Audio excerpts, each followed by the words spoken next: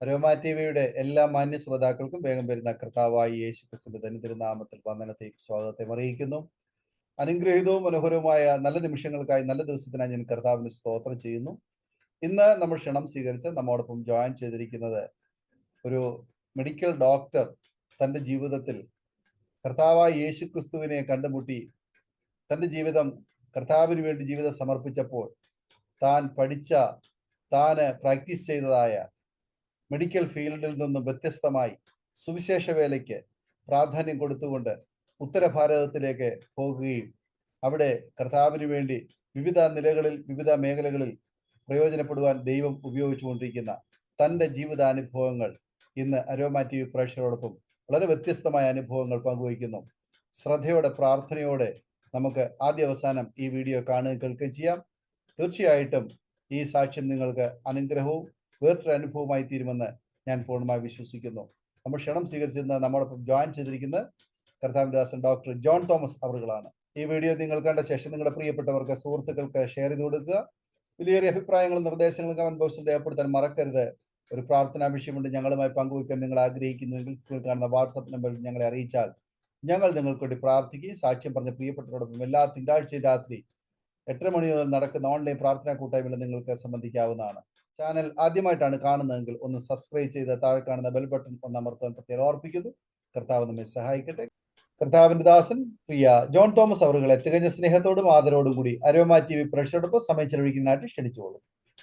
എന്റെ പേര് doctor John Thomas. ഞാൻ ഇപ്പൊ ഡൽഹിയിലാണ് താമസം. TV പ്രോഗ്രാമിലൂടെ ദൈവത്തിന്റെ നാമം മഹത്വപ്പെടാൻ വേണ്ടിയിട്ട് ഈ അവസരം ഒരുക്കാൻ നന്ദി പറയുന്നു. ഈ വചനം, എന്റെ സാക്ഷ്യവും വചനവും എല്ലാം പറയുമ്പോൾ ദൈവജനങ്ങൾക്ക് ഒരു അനുഗ്രഹമാകുമെന്ന് വിശ്വസിച്ചു എന്റെ സാക്ഷ്യം തുടങ്ങുന്നതിന് ഒരു വാക്ക് പ്രാർത്ഥിക്കാം. യേശുവിന്റെ നാമത്തിൽ ഈ സമയത്ത് അനുഗ്രഹിച്ച് പ്രാർത്ഥിക്കുന്നു. ഈ വചനവും സാക്ഷ്യവും എല്ലാം ദൈവരാജ്യത്തിന്റെ ഉയർച്ചയ്ക്കും ദൈവജനങ്ങളുടെ വളർച്ചയ്ക്കും വേണ്ടി ഉപയോഗിക്കണമെന്ന് പ്രാർത്ഥിക്കുന്നു യേശുവിന്റെ നാമത്തിൽ. ആമേൻ. എന്റെ പേര് ജോൺ. ഞാൻ കൊല്ലത്താണ് ജനിച്ചു വളർന്നത്. കൊല്ലത്ത് കുട്ടിയം എന്ന് പറയുന്ന സ്ഥലം. ഒരു കാത്തലിക് ബാക്ക്ഗ്രൗണ്ട് ആണ് ജനിച്ചു വളർന്നത്. എൻ്റെ പേരൻസ് എല്ലാം എല്ലാവരും കാത്തലിക്സ് ആയിരുന്നു. ഞങ്ങളുടെ കൊല്ലത്തുള്ള സ്ഥലത്ത് അവിടെയുള്ള എല്ലാവരും കാത്തലിക്സ് തന്നെയാണ്. അവിടെ കാത്തലിക്സ് അല്ലാതെ വേറെ ഒരു പ്രൊട്ടസ്റ്റൻസ് ആയിട്ടുള്ള ഒന്നും അവിടെ ഇല്ല. എല്ലാവരും കാത്തലിക്സ് ആണ്. അപ്പൊ അങ്ങനെ ഒരു കാത്തലിക് ബാക്ക്ഗ്രൗണ്ടിൽ ജനിച്ചു വളർന്നു. ഞങ്ങള് സാധാരണ ഒരു കാത്തലിക് ചർച്ചിൽ പോകുന്നത് പോലെ ഞാനും എല്ലാ സൺഡേയും ചർച്ചിൽ പോകുന്നു. അതിൽ കൂടുതലായിട്ടുള്ള ഒരു റിലിജിയോസിറ്റിയോ സ്പിരിച്വാലിറ്റിയോ ഒന്നുമില്ല. അപ്പൊ അങ്ങനെ ജനിച്ചു വളർന്നു. എൻ്റെ വീട്ടില് പേരൻസ് ഉണ്ട്. ഫാദർ പുറത്താണ് ജോലി ചെയ്തത്, പുറത്തെന്ന് പറഞ്ഞാൽ ഇന്ത്യയുടെ പുറത്ത് ജോലി ചെയ്തു. മദറും ഞങ്ങളെല്ലാവരും നാട്ടില് ജനിച്ചു വളർന്നു. എനിക്കൊരു മൂത്ത സഹോദരനുണ്ട്, ഇളയ ഒരു സഹോദരിയുണ്ട്. ഇതാണ് ഞങ്ങളുടെ ഫാമിലി. അപ്പം ഞങ്ങളിങ്ങനെ ജനിച്ചു വളർന്നു. എല്ലാം കാത്തലിക് ഫാമിലിയിലാണ്. കാത്തലിക് ചർച്ചിൽ പോകുന്നു. അതിൽ കൂടുതൽ വലിയ കാത്തലിക്കിലും വലിയ റിലീജിയസ് ഫാമിലി ഒന്നും അല്ലായിരുന്നു. അപ്പൊ എല്ലാവരും ജനിച്ചു വളർന്നു പോകുന്നു. മുമ്പോട്ട് കാര്യങ്ങളൊക്കെ പോയിക്കൊണ്ടിരിക്കുന്നു. അങ്ങനെ ജനിച്ചു വളർന്നു. ഞാൻ അതിന്റെ സാക്ഷ്യത്തിലോട്ട് കയറുന്നതിന്റെ ഒരു കണക്ഷൻ എന്ന് പറഞ്ഞു കഴിഞ്ഞാല്, ഞാൻ ചെറുപ്പത്തില് നമ്മളെ കേരളത്തിലുള്ള ആൾക്കാർ സാധാരണ പേരൻസിന്റെ എല്ലാവരുടെയും ഒരു ആഗ്രഹമാണ് ഒന്നുകിൽ മക്കളെ എല്ലാവരെയും ഡോക്ടർ ആക്കുക അല്ലെങ്കിൽ എഞ്ചിനീയർ ആക്കുക. ഇതാണ് നമ്മളെ സാധാരണ ഒരു ട്രെൻഡ് പോലെ നമ്മളെ എല്ലാവരും ഫോളോ ചെയ്യുന്ന ഒരു കാര്യമാണ്. അത് ഇന്ന് ഞാൻ നോർത്ത് ഇന്ത്യയിൽ നിൽക്കുമ്പോൾ നമ്മൾ കേരളത്തിൽ മാത്രമല്ല പല സ്ഥലങ്ങളിലും എല്ലാവരുടെയും ആഗ്രഹം ഒന്നിലേല് ഡോക്ടർ ആകുക അല്ലെങ്കിൽ എഞ്ചിനീയർ ആകുക എന്നുള്ളൊരു ആഗ്രഹമാണ് പേരൻസിന് സ്വന്തം മക്കളെ കുറിച്ചുള്ളത്. അതേപോലെ ഒരു പേരൻസിന്റെ ഒരു ഫാമിലിയിൽ തന്നെയാണ് ഞാൻ ജനിച്ചു വളർന്നത്. അപ്പൊ ചെറുപ്പത്തിലെ ഞാൻ ഈ കേൾക്കുന്നത് ഒന്നുകിൽ ഡോക്ടർ ആകണം അല്ലെ എഞ്ചിനീയർ ആവണം. പിന്നെ ചെറുപ്പത്തിൽ ഞാൻ വളർന്നു വരുമ്പോൾ എനിക്ക് പടം വരയ്ക്കാനായിട്ട് നല്ല കഴിവുണ്ടായിരുന്നു. ആരും പറഞ്ഞിട്ടോ അല്ലെ, നാച്ചുറൽ ആയിട്ട് ഒരു കഴിവ് ദൈവം തന്നിട്ടുണ്ട്. പിന്നെ ദൈവം എന്ന് പറയുന്ന അന്നൊരു കഴിവ്, അങ്ങനൊരു കഴിവുണ്ടായിരുന്നു. എൻ്റെ മൂത്ത ബ്രദറ് പുള്ളിക്കാരൻ പഠിക്കാനായിട്ട്, അതായത് കോളേജിലെയും സ്കൂളിലെയും പഠിത്തത്തിനെല്ലാം ഭയങ്കര മിടുക്കനായിട്ടുള്ള ഒരാളായിരുന്നു. പുള്ളി എവിടെ പഠിച്ചാലും പുള്ളിയാണ് നമ്പർ 1. അതായത് നമ്പർ 1 അന്നൊക്കെ റാങ്ക് സിസ്റ്റം ഉള്ളത് കൊണ്ട് ക്ലാസ്സിൽ നമ്പർ 1 ആണ് എൻ്റെ ബ്രദർ എവിടെ പഠിച്ചാലും. അപ്പൊ അങ്ങനെയുള്ളൊരു ഷാഡോയിൽ, എൻ്റെ മൂത്ത ബ്രദറിന്റെ ഷാഡോയിൽ ഞാൻ വളർന്നു വരുന്നു. ഞാൻ സ്കൂളിൽ പഠിക്കുമ്പോൾ നമ്പർ 1 എന്നുള്ള ഒരു സ്ഥാനത്ത് അങ്ങനെ വന്നിട്ടില്ല. എന്നാലും ഒരു ആവറേജ് 3 നമ്പർ 3 നമ്പർ 10 താഴെ, അതിന് മുമ്പോട്ട് പോകത്തില്ല. ഒരു ആവറേജ് ഒരു നമ്പർ 5 നമ്പർ അങ്ങനെയൊക്കെ വന്ന് അങ്ങനെ ആ ഒരു ഇതിലാണ് ഞാൻ പോയിക്കൊണ്ടിരിക്കുന്നത്. അപ്പം അങ്ങനെ വളർന്നു വരുമ്പോഴേക്കും എൻ്റെ ഈ പടം വരയ്ക്കുന്ന കഴിവിൽ ഞാൻ കുറച്ച് അതൊന്ന് എന്താ പറയുക, അത് മുമ്പോട്ട് പോയിക്കൊണ്ടിരുന്നു. സ്കൂളിൽ ഡ്രോയിങ് കോമ്പറ്റീഷൻ, പെയിന്റിങ് കോമ്പറ്റീഷൻ എല്ലാം ഫസ്റ്റ് വരാൻ തുടങ്ങി. അത് കഴിഞ്ഞിട്ട് പിന്നെ നമ്മുടെ ഇന്റർ സ്കൂൾ കോമ്പറ്റീഷൻസ് ഒക്കെ ഉണ്ടായിരുന്നു. അവിടെയും നമ്മൾ കോമ്പറ്റീഷൻസിന് പോകുമ്പോഴേക്കും അവിടെയും കൊല്ലം ഡിസ്ട്രിക്റ്റിൽ ഫസ്റ്റ് ആയിട്ട് ഒരു പ്രാവശ്യം ഞാനിങ്ങനെ ഇന്റർ സ്കൂൾ കോമ്പറ്റീഷൻസിന് വന്നു. അപ്പം അങ്ങനെ വന്നപ്പോഴേക്കും നമ്മള് ഉള്ളിലൊരു ചിന്ത വന്നു, എനിക്ക് ഈ കാര്യത്തിൽ നല്ല കഴിവുണ്ടെന്നുള്ളൊരു ഉള്ളിലൊരു ചിന്ത ഉണ്ടായിരുന്നു. അപ്പൊ എന്റെ മനസ്സിൽ വന്നത്, നമ്മൾ പടം വരയ്ക്കാൻ ഇങ്ങനെ നാച്ചുറൽ ആയിട്ടുള്ളൊരു എബിലിറ്റി ഉള്ളത് കാരണം എനിക്ക് ഞാൻ നേരത്തെ പറഞ്ഞതുപോലെ നമ്മുടെ പേരൻസ് മനസ്സിൽ വെച്ചേക്കുന്നതും നമ്മുടെ വീട്ടിലെല്ലാം കേട്ടു വളർന്നതുമായിട്ടുള്ള ഒന്നുകിൽ എഞ്ചിനീയർ ആവണം അല്ലെങ്കിൽ ഡോക്ടർ ആവണം. അപ്പൊ അങ്ങനെ ജനിച്ചു വളർന്നപ്പോഴേക്കും എൻ്റെ മനസ്സിൽ ഞാൻ ചിന്തിച്ചു, ഇങ്ങനെ പടം വരയ്ക്കാനും നാച്ചുറൽ ആയിട്ടൊരു കഴിവുള്ളപ്പോൾ ഞാൻ എന്താകണം, ഒരു എഞ്ചിനീയർ ആകാം. അപ്പം പേരൻസും ഹാപ്പി ആവും, എല്ലാവരും ഹാപ്പി ആവും. അപ്പൊ അങ്ങനെ ഞാനിങ്ങനെ എഞ്ചിനീയർ ആകാം, എഞ്ചിനീയറിംഗിന് പഠിക്കാം. എഞ്ചിനീയറിംഗിന് എന്തുവാണ്, ആർക്കിടെക്ചർ എന്ന് പറഞ്ഞാൽ നമ്മുടെ പടം വരപ്പും അതിനുമായിട്ടുള്ള കണക്ഷനായിട്ടുള്ള ഒരു കഴിവായതുകൊണ്ട് ഞാൻ ആർക്കിടെക്ചർ എടുക്കും എന്നുള്ളൊരു ചിന്തയിൽ ഞാനിങ്ങനെ മുമ്പോട്ട് പോയിക്കൊണ്ടിരിക്കുമ്പോഴാണ് എൻ്റെ ഫാദർ എന്നോട് വളരെ സ്ട്രിക്റ്റ് ആയിട്ട് പറഞ്ഞു, നീ എഞ്ചിനീയറിംഗ് പഠിക്കണ്ട, നീ ഡോക്ടർ ആകണം എന്നുള്ളൊരു ഒരു സ്ട്രിക്റ്റ് ആയിട്ടുള്ളൊരു കാര്യം എന്നോട് പറഞ്ഞു. അപ്പോഴാണ് എൻ്റെ ജീവിതത്തിൽ ഞാനിങ്ങനെ ഇഷ്ടമല്ലാത്തുള്ളൊരു കാര്യം എന്നെ ഫോഴ്സ് ചെയ്യിപ്പിക്കുന്നത് പോലെ ഞാൻ അതിന് വിധേയപ്പെടേണ്ടി വന്നു. അങ്ങനെയാണ് എൻ്റെ ഫാദർ നമ്മുടെ അന്നത്തെ കാലത്ത് പ്രീ ഡിഗ്രി കഴിഞ്ഞിട്ട് നേരെ എന്നെ മെഡിസിൻ പഠിക്കാനായിട്ട് എൻ്റെ ഫാദറിന്റെ ഇഷ്ടപ്രകാരം ഞാൻ മെഡിക്കൽ കോളേജിൽ പോകാനായിട്ട് അഡ്മിഷൻ എല്ലാം ശരിയാക്കി എൻ്റെ ഫാദർ എന്നെ അങ്ങോട്ട് വിട്ടു. എവിടെയാണ്, മെഡിക്കൽ കോളേജിലോട്ട് അഡ്മിഷൻ എടുത്തു. അവിടെ പോയി ജോയിൻ ചെയ്തു. അത് എൻ്റെ ഒരു ജീവിതത്തിൽ ഒരു ടോട്ടൽ ഒരു എൻ്റെ ഇൻട്രസ്റ്റ് ഇല്ലാതെ ഉള്ള ഒരു കാര്യം ചെയ്തതുപോലെയും എനിക്ക് തോന്നിയും ഞാൻ പല പ്രാവശ്യവും അതിനെപ്പറ്റി ചിന്തിക്കുകയും എന്തായാലും ഫാദറിന്റെ അടുത്ത് നോ പറയാൻ പറ്റത്തില്ല എന്നുള്ളൊരു സിറ്റുവേഷൻ ആയതുകൊണ്ട് ഞാൻ ആ മെഡിക്കൽ കോളേജിൽ ജോയിൻ ചെയ്തു. അപ്പൊ മെഡിക്കൽ കോളേജിൽ ജോയിൻ ചെയ്യുമ്പോൾ അത് കഴിഞ്ഞ് ജോയിൻ ചെയ്തു. ഞാനിങ്ങനെ മെഡിസിൻ എന്ന് പറഞ്ഞാൽ നമ്മള് ജീവിതകാലം ഫുള്ള് മെഡിക്കൽ ബുക്സ് പഠിക്കുക, ഒരുപാട് പഠിക്കാനുണ്ട്. ഞാൻ അന്നേ തൊട്ട് എന്താ പറയുന്ന ഒരു ബുക്സ് പഠിക്കുന്നതിൽ അങ്ങനെ വലിയ ഇൻട്രസ്റ്റ് ഉള്ള ഒരാളല്ല. ഞാൻ പടം വരയ്ക്കുക, ഇങ്ങനെ പല വേറെ കാര്യങ്ങളിലൊക്കെയാണ് ഇൻട്രസ്റ്റ്. അങ്ങനെ പോയിക്കൊണ്ടിരിക്കുന്ന ഒരാളുടെ അടുത്ത് ഞാനിങ്ങനെ മെഡിക്കൽ കോളേജിൽ ജോയിൻ ചെയ്തു. അവിടെ ജോയിൻ ചെയ്ത് അവിടെ ഞാൻ പറയുന്നൊരു വചനമുണ്ട്. അതായത് ഞാൻ എന്തുകൊണ്ട് മെഡിസിൻ പഠിക്കാൻ ഇൻട്രസ്റ്റ് ഇല്ല എന്ന് ചോദിച്ചു കഴിഞ്ഞാൽ എൻ്റെ മൂത്ത ബ്രദർ എന്നോട് പറയുന്നത്, ഈ MBBS കോഴ്സിൽ നീ ഒറ്റ കാര്യം ചെയ്യുന്നുള്ളൂ, അതായത് യു ജസ്റ്റ് മഗ് എന്ന് പറഞ്ഞാൽ കാണാതെ പഠിക്കുക, ബുക്സ് ഇരുന്ന് കാണാതെ പഠിക്കുക. ഇതാണ് MBBS നമ്മൾ ചെയ്യുന്ന കാര്യം. അപ്പൊ ഇത് എനിക്ക് ഒട്ടും ഇഷ്ടമല്ലാത്തൊരു കാര്യമാണ്. ഇഷ്ടമല്ലാത്തെന്ന് പറഞ്ഞാൽ ഞാൻ എൻ്റെ ജീവിതകാലം ഫുള്ള് ബുക്സ് പഠിച്ച് ജീവിതം തീർക്കുക എന്നുള്ളൊരു ചിന്ത എൻ്റെ മനസ്സിൽ അതൊരു ഇഷ്ടമല്ലാത്തൊരു ചിന്തയായി മാറി. എനിക്കറിയാമായിരുന്നു. അതുകൊണ്ട് ഞാൻ എൻ്റെ ബ്രദറിന്റെ അടുത്ത് പറഞ്ഞ ഇതിൽ നമ്മള് ബുക്സ് പഠിച്ചുകൊണ്ടിരിക്കുക. അപ്പൊ ഞാനിങ്ങനെ ആലോചിച്ചു, ജീവിതകാലം ഫുള്ള് ബുക്സ് പഠിച്ച് ജീവിതം തീർക്കാനായിട്ട് ഒരുപാട് കാര്യങ്ങളുണ്ടല്ലോ ജീവിതത്തിൽ ചെയ്യാനായിട്ട്. വളരെ ആഗ്രഹങ്ങളും ഇഷ്ടങ്ങളും ഒരുപാട് കിടപ്പുണ്ട്. അപ്പൊ ഞാനിങ്ങനെ ചിന്തിച്ചു, ജീവിതകാലം ഫുള്ള് ഇങ്ങനെ ബുക്ക് പഠിച്ച് തീർക്കാനായിട്ടുള്ളതല്ലല്ലോ ജീവിതം എന്നൊക്കെ ഇങ്ങനെ ചിന്തിച്ചു. എന്തായാലും ഫാദറിന്റെ നിർബന്ധ പ്രകാരം നമ്മൾ മെഡിസിന് ജോയിൻ ചെയ്തു, MBBS ജോയിൻ ചെയ്തു. അങ്ങനെ അവിടെ ജോയിൻ ചെയ്ത് കഴിഞ്ഞിട്ട് നമ്മൾ ഇഷ്ടമല്ലാത്തൊരു കാര്യം ചെയ്തു. അതായത് ടോട്ടൽ ഒരു ഫ്രസ്ട്രേറ്റഡ് മൈൻഡ് സെറ്റാണ്. പിന്നെ അത് കഴിഞ്ഞ് കോളേജിൽ ജോയിൻ ചെയ്തു. അതേപോലെ കുറെ ഫ്രണ്ട്സിനെയും കിട്ടി. അതായത് നമ്മള് ഒരേ ടൈപ്പ് ചിന്താഗതിയുള്ള കുറെ ഫ്രണ്ട്സിനെയും കിട്ടി. അന്ന് വിശ്വാസിയൊന്നുമല്ല. കോളേജിൽ പഠിക്കുന്ന സമയത്ത് ചർച്ചിലോ ഈവൻ കാത്തലിക് ചർച്ചിൽ പോലും ഞാൻ പോകാറില്ലായിരുന്നു. അപ്പൊ അങ്ങനെ കുറെ വീട്ടിൽ നിന്ന് മാറി നിന്ന് ഞാൻ മംഗലാപുരത്താണ് പഠിക്കാൻ പോയത്. മംഗലാപുരം എന്ന് പറഞ്ഞാൽ കേരളത്തിന്റെ പുറത്ത് കർണാടകയിൽ പഠിക്കാൻ പോയി. അവിടെ പഠിച്ചുകൊണ്ടിരിക്കുന്ന സമയത്ത് നമ്മൾ വീട്ടിൽ നിന്നൊക്കെ ടോട്ടലി വേറൊരു സ്ഥലത്താകുമ്പോഴേക്കും നമുക്ക് ഒരുപാട് ഫ്രീഡം ഉണ്ട്. അപ്പൊ ഈ ഫ്രീഡം ഒക്കെ എൻജോയ് ചെയ്ത് നമ്മള് ഫ്രണ്ട്സും, പിന്നെ അത് കഴിഞ്ഞിട്ട് നമ്മള് അങ്ങനെ ഒരു ലൈഫ് സ്റ്റൈലായി മാറി. നമ്മളെ ഫ്രണ്ട്സ് അവരുടെ കൂടെ അവിടെ ഇവിടെ എല്ലാം പോവുക, കറങ്ങുക, ഇങ്ങനെയുള്ള പരിപാടികളും അതെല്ലാം ചെയ്തു. ജീവിതം ഇങ്ങനെ മുമ്പോട്ട് പോയിട്ടുണ്ട്. ഇടയ്ക്കിടയ്ക്ക് പഠിക്കും, ഓരോ സബ്ജക്ട് പാസ്സാകുന്നുമുണ്ട് ഇതിന്റെ ഇടയിലൂടെ. അത് കഴിഞ്ഞ് അതിന്റെ കൂടെ നമ്മള് മറ്റേ ലൈഫ് സ്റ്റൈൽ, അതായത് ഫ്രണ്ട്സുമായിട്ടുള്ള ചേർന്നിട്ടുള്ള അവർ ചെയ്യുന്ന പരിപാടി, ലോകത്തുള്ള പരിപാടി എല്ലാം ചെയ്യുക.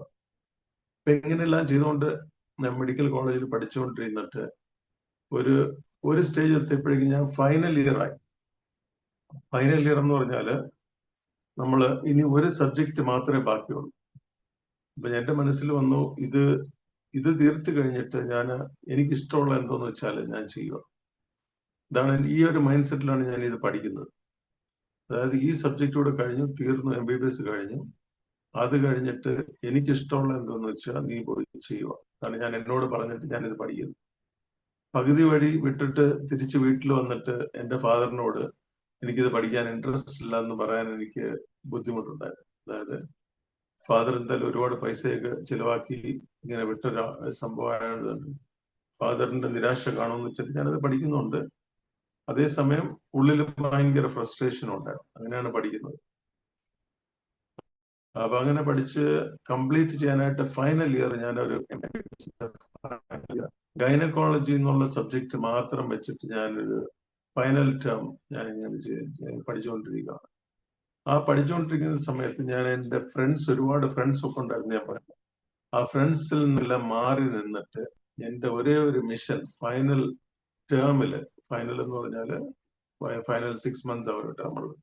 അപ്പൊ ഫൈനൽ 6 months ഞാൻ വിചാരിച്ചു ഫ്രണ്ട്സിന്റെ അടുത്തെല്ലാം മാറി നിൽക്കുക, ഗൈനക്കോളജി ബുക്സ് എടുത്തിട്ട് വേറെ സെപ്പറേറ്റ് ആയിട്ടൊരു റൂമൊക്കെ, അതിന് എനിക്ക് പഠിക്കാൻ വേണ്ടി മാത്രമായിട്ട് ഞാനൊരു റൂമൊക്കെ എടുത്തു. ആ ഫ്രണ്ട്സിന്റെ അടുത്തെല്ലാം മാറി നിൽക്കുക, എല്ലാ പരിപാടിയും മാറി നിന്നിട്ട് ഇത് പഠിക്കുക, കംപ്ലീറ്റ് ചെയ്യുക. ഫാദറിന്റെ അടുത്ത് പോയി പറയുക, ഞാൻ ഇത് കംപ്ലീറ്റ് ചെയ്തു, ഇനി എന്നെ വെറുതെ വിടുക, ഞാൻ എനിക്ക് ഇഷ്ടമുള്ളതുപോലെ ഞാൻ ചെയ്യാൻ പോകാന്നുള്ളൊരു ചിന്തയുമായിട്ടാണ് ഞാൻ പഠിക്കുന്നത്. പഠിക്കുന്ന ആ സമയത്ത് ഞാൻ പറഞ്ഞല്ലോ, ഫ്രണ്ട്സിന്റെ അടുത്തെല്ലാം പിന്നെ ബുക്സും മാത്രം, ഈ ഗൈനക്കോളജി ബുക്സും ലൈബ്രറി പോവുക, പഠിക്കുക. അങ്ങനെ ഒരു സിറ്റുവേഷനിൽ പോകുമ്പോൾ എൻ്റെ ഉള്ളില് ഓൾറെഡി ഫ്രസ്ട്രേഷൻസ് ഒരുപാട് ഉണ്ടായിരുന്നു. പക്ഷെ ആ സമയത്ത് ഭയങ്കര ഹൈറ്റ് ഫ്രസ്ട്രേഷൻ എന്ന് പറയാം. ആ ഒരു സമയത്ത് ഞാൻ എൻ്റെ ഉള്ളില് ഭയങ്കര ഫ്രസ്ട്രേഷന്റെ ഒരു ഹൈറ്റ്സ് എന്ന് വേണമെങ്കിൽ പറയാം. ആ സമയത്ത് ഞാനിങ്ങനെ പഠിക്കുന്നു, ലൈബ്രറി പോകുന്നു, ബുക്സ് പഠിക്കുന്നു, ഫ്രണ്ട്സിനെല്ലാം വിട്ടു ഒറ്റയ്ക്കാണ്. അപ്പോഴാണ് എൻ്റെ ഉള്ളിലൊരു ചിന്ത വന്നത്, ഐ നീഡ് സം ഹെൽപ്പ്. എനിക്ക് ഒരു സഹായം ആവശ്യമുണ്ട്. അതായത് ഫ്രസ്ട്രേഷൻ, അതിന് ഒരുപാട് ചിന്തകളും അതും ഇതെല്ലാം വന്നു. ഈവൻ എൻ്റെ മനസ്സിൽ സൂയിസൈഡൽ തോട്ട്സ് ഇങ്ങനെ മനസ്സിലുണ്ടായിരുന്നു. അതായത് സൂയിസൈഡ് ചെയ്യുമെന്ന്, ഒരിക്കലും ഞാൻ സൂയിസൈഡ് ചെയ്യുന്ന ഒരു ടൈപ്പ് ക്യാരക്ടർ അല്ല. എന്നാലും എൻ്റെ മനസ്സിൽ ഞാനിങ്ങനെ പല സൂയിസൈഡ് ചിന്തകളും എല്ലാം മനസ്സിൽ കൂടെ ഇങ്ങനെ ഓടിക്കൊണ്ടിരിക്കുക. അതായത് ഓരോ പ്ലാൻസ് ചെയ്യുക. പക്ഷേ അപ്പോഴാണ് ഞാൻ എൻ്റെ മനസ്സിൽ വിചാരിച്ചത്, എനിക്കൊരു സഹായം ആവശ്യമുണ്ട്.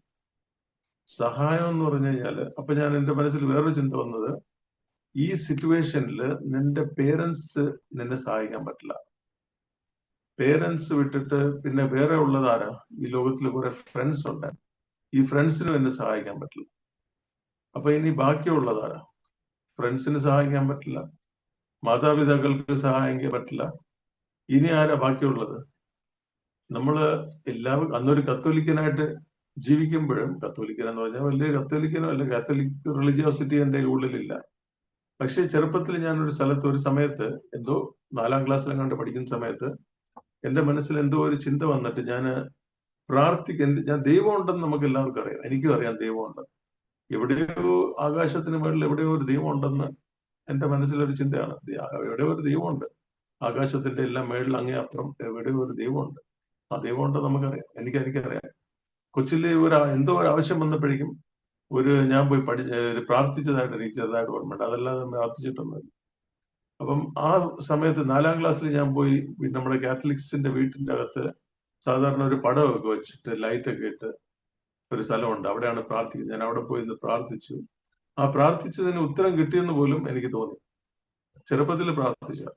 അപ്പൊ ദൈവം ഉണ്ടെന്നറിയാം, ദൈവം എവിടെയോ ആകാശത്തിന് മേളിൽ എവിടെയോ ഒരു ദൈവമുണ്ട്, അങ്ങനെ ഒരു ചിന്താഗതിയാണ് ദൈവത്തെ പറ്റിയുള്ളത്.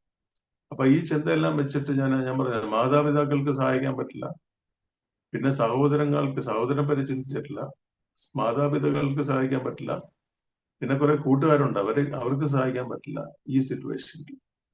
അപ്പോഴാണ് ഞാൻ ചിന്തിക്കുന്നത്, ദൈവം ഉണ്ടല്ലോ, ദൈവം എവിടെയോ ഒരു ദൈവമുണ്ട്. അപ്പൊ അങ്ങനെ ഒരു ദൈവം ഉണ്ടെന്ന് അറിയാം. ഞാൻ വിചാരിച്ചത്, ഞാൻ ഈ സൺഡേ ഞാൻ ചർച്ചിൽ പോകാൻ പോകും. പഠിക്കുന്നതിന്റെ എല്ലാ ഇടയ്ക്ക് മെഡിക്കൽ ബുക്സ് പഠിക്കുക, ഫൈനൽ ഇയറിന്റെ ഗൈനക്കോളജി പഠിക്കുന്നു, ലൈബ്രറി പോകുന്നു. ഇതാണ് എന്റെ ലൈഫ് ലാസ്റ്റ് 6 months. ഞാൻ വിചാരിച്ച് ചർച്ചിൽ പോയിக்கலாம், സൺഡേ ഇത്രയും ദിവസം പഠിച്ചതല്ലേ, സൺഡേ ചർച്ചിൽ പോവാം. ചർച്ചിൽ പോയ ദൈവത്തിന്റെ സഹായം.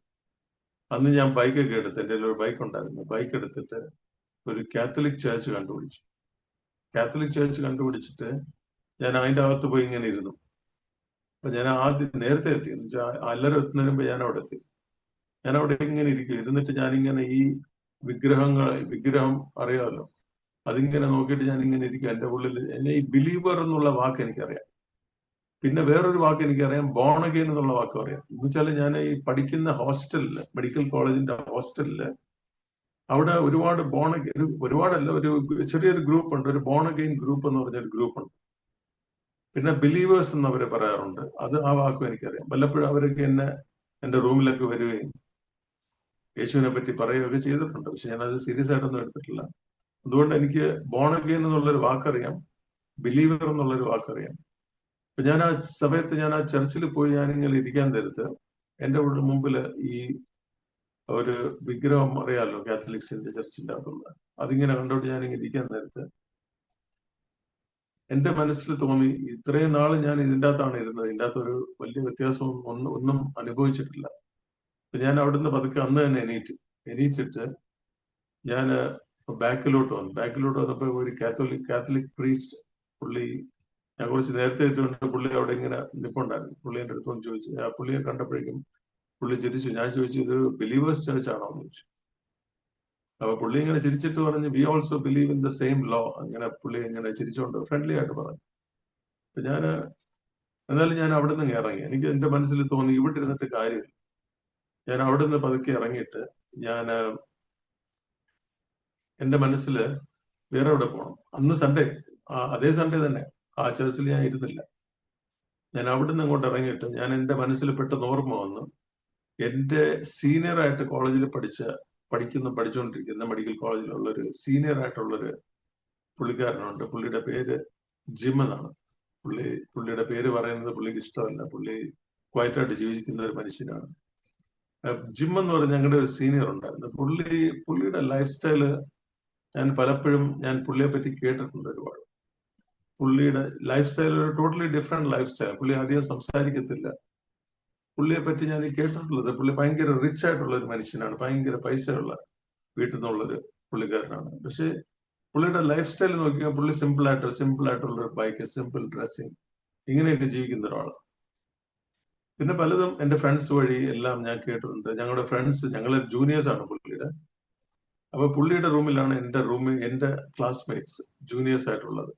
അപ്പൊ അവരെല്ലാം പല പരിപാടികളും ചെയ്തുകൊണ്ടിരിക്കുമ്പോഴേക്കും ഈ പുള്ളി ഒരു സീനിയറും ബാക്കി ജൂനിയേഴ്സും ഉള്ള ആ റൂമില് ഈ പുള്ളി അവിടെ സീനിയർ ആയിട്ടുള്ള ഈ ജിമ്മ് ഇവരെല്ലാം ഇവിടെ ബഹളം വെക്കുന്നു, കാർഡ്സ് കളിക്കുന്നു, ഇങ്ങനെ പല പരിപാടികളും ചെയ്തുകൊണ്ടിരിക്കുന്നു.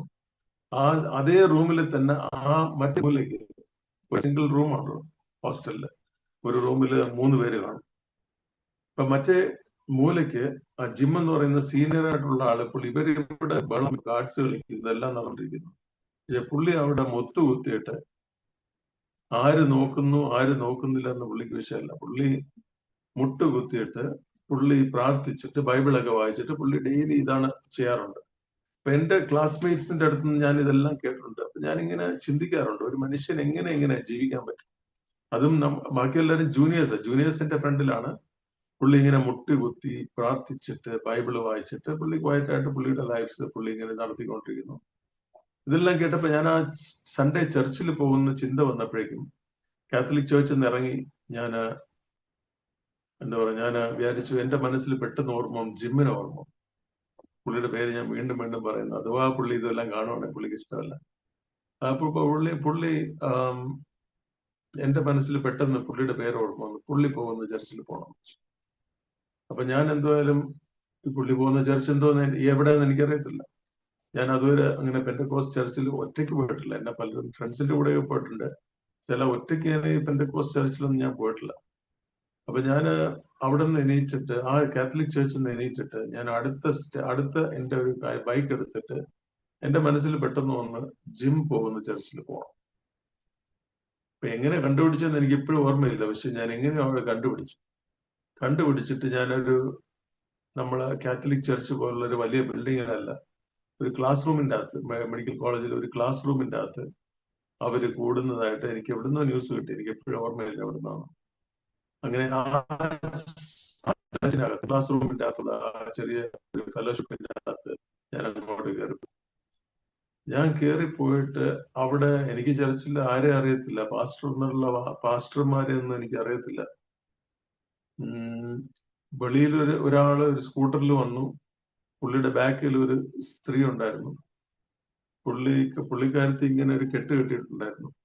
അപ്പൊ ഞാനിത് ഞാൻ അധികം അങ്ങനെ മലയാളി അവിടെ ഞാൻ പെന്തക്കോസ്റ്റ് ചർച്ചിൽ പോയെങ്കിലും അവിടെ മാംഗ്ലൂരിലുള്ള ഒരു ചർച്ചിലൊക്കെയാണ് ഞാൻ പോയിട്ടുള്ളത്. അപ്പൊ ഈ പുള്ളി ഒരു മലയാളിയാണ്. പുള്ളിയുടെ രണ്ടൊരു സ്കൂട്ടറിൽ ഇങ്ങനെ വന്നു, അത് പാസ്റ്ററും പുള്ളിയുടെ വൈഫുമായിരുന്നു. അപ്പം ഞാൻ അധികം നീട്ടുന്നില്ല ആ ടോപ്പിക്കിനെ പറ്റി. എനിക്ക് മനസ്സിലായത് പോലും ഇത് പാസ്റ്ററാണ് നമ്മുടെ. അത് ആ ടോപ്പിക്കിലോട്ട് പോകുന്നില്ല. അപ്പൊ എന്തായാലും ഈ പുള്ളി പാസ്റ്ററായിരുന്നു, പുള്ളിയുടെ വൈഫാണ് ബാക്കിൽ ഉണ്ടായിരുന്നത്. ഞാൻ അവരുടെ അടുത്ത് ഷെയ്ക്ക് ഹാൻഡ് കൊടുത്തിട്ട് ഞാൻ അകത്തോട്ട് പോയിട്ട് ഞാൻ അവിടെ ഇരിക്കുന്ന ആദ്യമായിട്ടാണ് ഞാൻ ഇങ്ങനെ ഒരു സഭയിലെ ഒറ്റയ്ക്ക് സ്വന്തം ആവശ്യത്തിന് വേണ്ടി ഞാൻ അവിടെ കയറി വന്നത്. ഞാൻ കുറച്ച് കഴിഞ്ഞപ്പോഴേക്കും ജിം അവിടെ വന്നിട്ടുണ്ട്. ജിം പ്രീച്ചിങ് ഒന്നുമല്ല, പുള്ളി ജസ്റ്റ് അവിടെ ഈ സോങ്സിന്റെ സീറ്റൊക്കെ വെക്കാനായിട്ടുള്ള അങ്ങനെയുള്ള ഒരു കാര്യമാണ് പുള്ളി ചെയ്യുന്നത്. പുള്ളി വന്ന് അതൊക്കെ ചെയ്യുന്നുണ്ട്. അപ്പൊ എനിക്ക് മനസ്സിലായി, ഓക്കെ ജിം വന്നു, അപ്പൊ നമുക്ക് കറക്റ്റ് സ്ഥലത്താണ് എത്തിയിരിക്കുന്നത് എന്നുള്ള ഒരു ബോധം വന്നു. I was happy that I am in the right place. അങ്ങനെ അത് കഴിഞ്ഞിട്ട് ഈ പാസ്റ്റർ സംസാരിക്കാൻ തുടങ്ങി. സംസാരിച്ച് പുള്ളി പെട്ടെന്ന് ഇങ്ങനെ പ്രീച്ചിങ്ങിന്റെ ഇടയിൽ എന്തോ സംസാരിച്ചെന്ന് എനിക്ക് ഓർമ്മയില്ല.